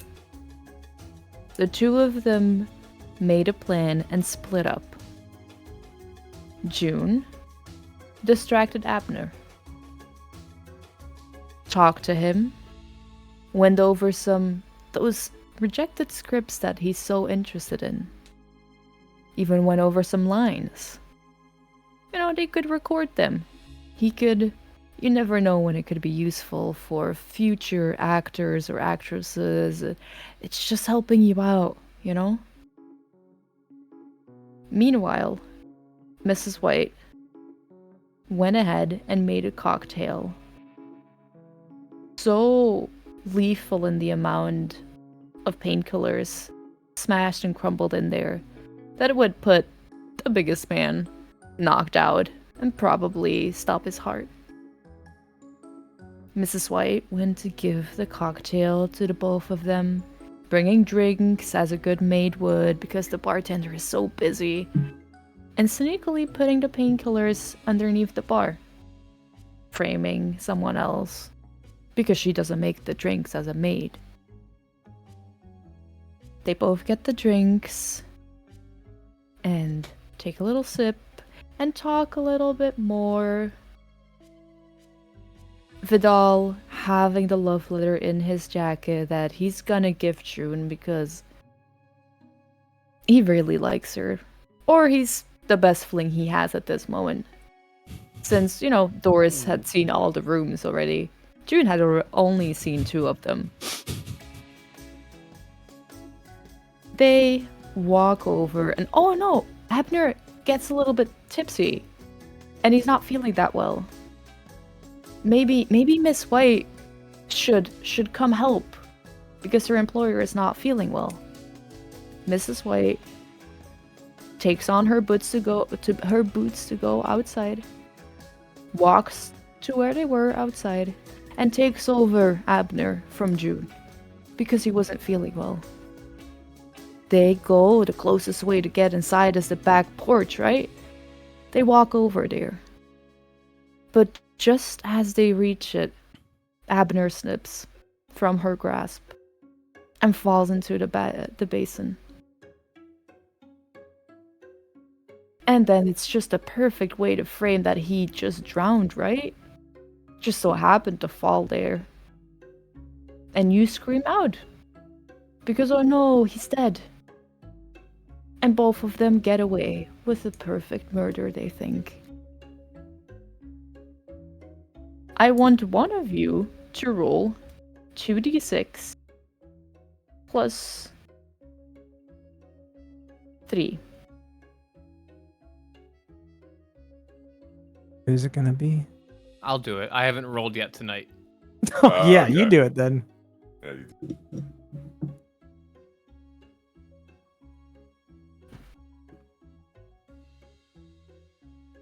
2d6 plus 3.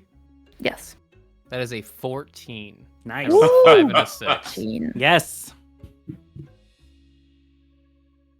You explain all of this to Sheriff Darwimple. And you just see him nodding along. You have him in your grasp as you're telling the story. He's like, even in moments where you wait and you leave a little pause for dramatic effect, he almost says what comes next, you know? You, all four of you, switch between each other, telling parts of the solution, of this theory, of everything you saw and everything you found out, and you slip in a little barb towards Abner here and there, mostly from one of you being Doris. But hey, that doesn't matter. You get your theory across, and the moment you do, you hear, from the distance, a car turning on. The officers are on attention because, well, no one is supposed to leave. They rush over to the front porch, all of you following, because what are you if not meddling grandmas wanting to see everything that's happening? You waddle behind all of the officers going there, and what you see is June and Mrs. White sitting in a car that was parked outside just in front of the door, probably the Vidal's car.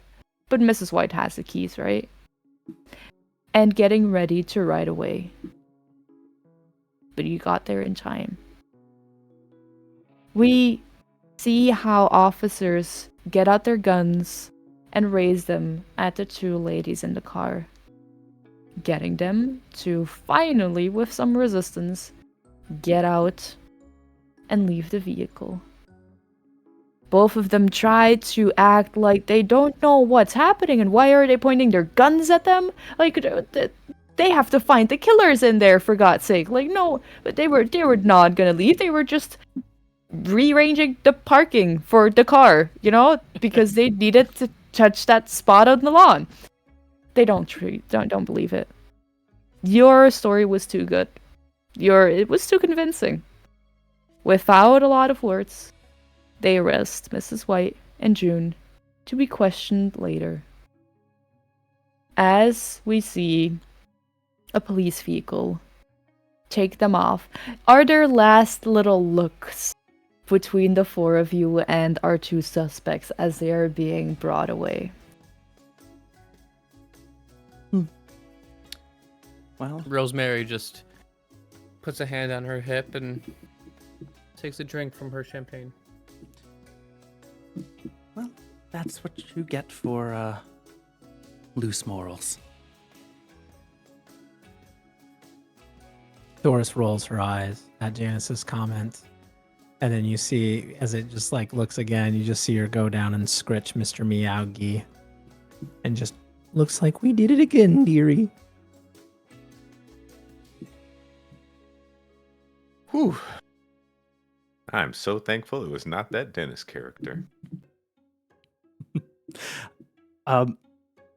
If possible, I'd like to do one more thing. So I have the Maven move Fox Mulder, which gives you a shadowy figure can come and give you a clue for something. And I know that we've already solved the mystery. But what I would like to happen is for as the Mavens are talking, Janice kind of sidles off a little bit as she sees a police car with tinted windows, and it rolls up to her and rolls the window down a little bit, and Janice looks inside, and she doesn't recognize that officer's eyes, or she knows all the officers, and the officer looks at her and hands her an envelope, and written on the top it just says Bill. And then the car drives away as Janice is like, wait, who are you? Where is this from? And she pulls the document as he's driving away. She looks inside, and you can tell me if that's anything useful if we ever play another Brindlewood Bay game and we need to discover what happened to Bill. I have proof, ladies, from the government now. I have proof. Misusing Maven moves over here. No, but we get a nice view of all of you separately. Ruth, you glance over your shoulder. You see Dennis in the doorway watching all of this happen. And I imagine you give a little wink to him. And he gives a little appreciating nod back. You know who's taking who home tonight. The truck one of you will need to walk because the truck will have to room an extra person. And as you all have your own reactions to the two suspects being led away, your mystery being solved, we get a title screen again. And the murder mavens did it again. Solved another murder. They made Brindlewood Bay safe again. And there, we're gonna wrap it finally. That was It so was the much government fun. all along. It's government all was along. amazing. That was awesome. That was it's such a fun.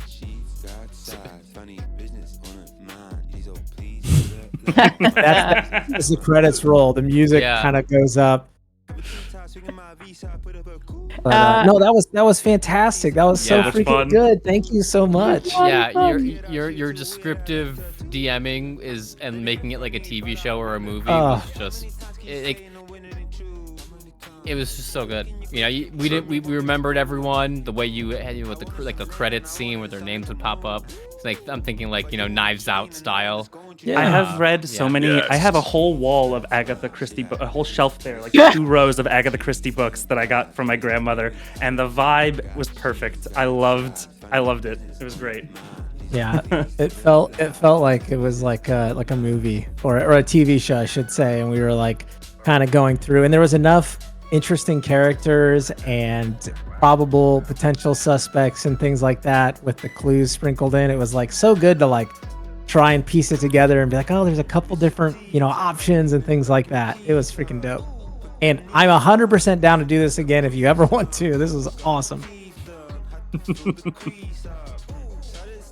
I am hot. Yeah. Well, we'll wrap it up and gush about it a bit later off stream. But for now, thank you everyone who stuck through the entire one shot. It was a blast taking you through this spooky little murder mystery. And thank you to all the lovely players who can now we'll go quickly around the table and you can just say your name and where we can find you online, starting with Chris. You can find me pretty much here on Magi RPG multiple times a week, running various different games. But if you want to follow me, you can follow me on most social medias at Stormbeard, my handle right below my face right here. Next up, Bijan. Yes, you can find me as Uslabard on the socials, and I am also here on Magi RPG quite often. Yeah, James, you're up. I'm JT Cunning everywhere except for TikTok. Don't go there. That one's cursed. I'm mostly like behind the scenes at Magi RPG. My schedule's really weird. I'll refer to myself as a interested individual in new business. One of our goals was to get more people directing one-shots. Absolutely smashed the shit out of that goal. Super fun. Super cool. And Adam. I'm Arcane Adam pretty much everywhere. And yeah, I'm here on Magi, various different shows. And then I'm also, I scatter around. I do stuff over in Robear's channel at Captain Robear and do some D&D there. And you just kind of see me around the internet trying to tell stories and do cool things with friends and people. So, yeah. Yeah. And I was Syrinx, your GM. You can find me as such on Twitter and Instagram. And before you head off, a quick note from our sponsors. Not really sponsors, it's just a quick note for our programming. Next week on Magi RPG, Dragon Age Masquerade is back on Monday. And then we have One Shot to Live, which I think the last one is gonna drop now. I don't think there's anyone after that. So probably last one shot to live, Into the Woods, the Trophy Dark series, is gonna come out on Tuesday. So that's gonna be all for Major RPG next week, and you can always join the lovely Discord server where people are talking about the shows, and you get all of the frequent updates and all of the planned TTRPG sessions are little events planned, and it's very nice and neat to look at it. So go ahead, check it out, jump into the Discord with us, and with that, we're gonna jump offline. So thank you everyone for watching, and we'll see you later. Bye bye. Thanks for watching. Thanks for watching.